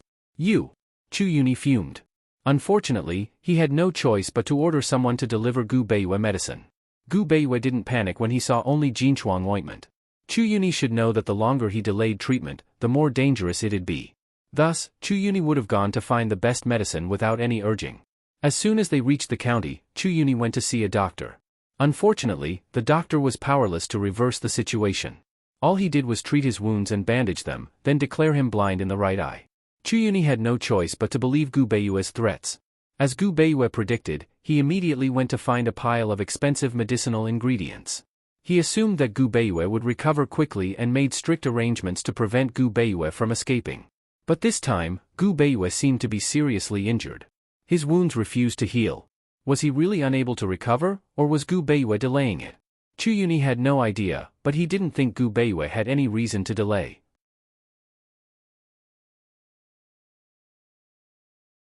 Chapter 587. Gu Beiyue's injuries weren't good, so Chu Yuni was on guard against him. He couldn't rush the man, so all he could do was wait for the man to continue heading east. Long Feiye's group was heading east as well. Gu had no interest in these court battles, but was planning to help Han Yunqi get the wood of 10,000 poisons before leaving. After all, he had to keep searching for the fire and metal of 10,000 poisons. In order to use the poison sect to deal with the medical academy, he'd done plenty of research on it. Unfortunately, he knew nothing about these two things. After finding out about head elderling's whereabouts in West Liang, Gu suddenly didn't want to leave. He didn't mind taking care of head elderling first since he couldn't destroy the medical academy for now. He'd already thought of ways to torture the man over the past few days and couldn't wait to follow Long Feiyi to West Liang to stir things up. As for Long Feiyi, he was still keeping an eye on the bearded man who'd been taken away from Thousand Buddha Cave. Unfortunately, Chu Shifeng didn't find out anything. Your Highness, everyone at Thousand Buddha Cave that day besides us and Chu Yuni's group, were all killed to silence them. Not a single one was left alive, Chu Shifeng reported in a low voice, before adding, even the monks weren't spared. Long Feiyi wasn't surprised. Times of war were scarier than anything else. Emperor Kongchang would never allow news of the 1,000-year ginkgo tree to spread. That was good too. It'd save them some trouble, and Chu Yuni's group wouldn't be able to confirm whether they'd gotten the wood of 10,000 poisons. The world was vast, so there were bound to be people who knew about the perplexing butterfly illusion. If news of this got out, it'd be bad for them. Long Feiyi was more curious about Emperor Kongcheng's reaction after learning of the Chu clan's nether clan identity. Han Yunqi was interested as well. With the chaos of war right now, Kongcheng won't expose the Chu clan's secrets until he's fully grasped the situation. It wasn't clear when it started, but whenever Han Yunqi commented on the political situation, no one would answer her if Long Fei didn't reply. After Han Yunqi finished speaking, there was silence. She even suspected that she would become the king of awkward silence. In fact, everyone was afraid of making a bet with her. They were worried that if they accidentally mentioned another bet while chatting, it would be another tragedy. After a while, Chu Shifeng finally asked weakly, "Esteemed Wang Fei, shouldn't Emperor Kongcheng have revealed the Chu clan's secret to the world? The fiends had betrayed the royal family of Western Qin, and they had a bad reputation. Someone will definitely hit you when you're down." Chu Shifeng clearly had a different opinion, but he was acting so modest. Tang Li chuckled and did not say anything. If someone hits you when you're down, someone will come to your rescue. Once the news came out, wouldn't those bunch of dog slaves who supported the East Qin imperial family back then all jump out one by one? Gu said with a snicker. Chu Shifeng stole a glance at the Duke of Qin, who was expressionless and unmoved. Even so, Chu Shifeng still felt his hair stand on end. Dog slaves? Long Feiyi asked with amusement. Whether they're masters or slaves, which one of them is good when it comes to fighting for power and profit? Gu laughed disdainfully. For the first time, Han Yunqi discovered that the heartless Gu had a cynical side to him. Actually, Han Yunqi didn't care much about Eastern and Western Qin. If not for that gentleman from the Shadow Clan and the Chu clan secret, she probably wouldn't have time to find out more. When Long Feiyi didn't answer, Gu purposely sat down next to him and tilted his head. Hey, how many nobles did the East Qin imperial family have in their hands? Not many, I don't think. Both Chu Shifeng and Tang Li blanched at his words. In truth, their fright was unnecessary, because Gu had no idea of Long Feiyi's true identity. He only suspected that Long Feiyi had good relations with the Tang clan based on Tang Li. Gu Qishao wasn't interested in Long Fei's identity either. He was only interested in the man's abilities. No one knew what Long Feiyi was thinking right now.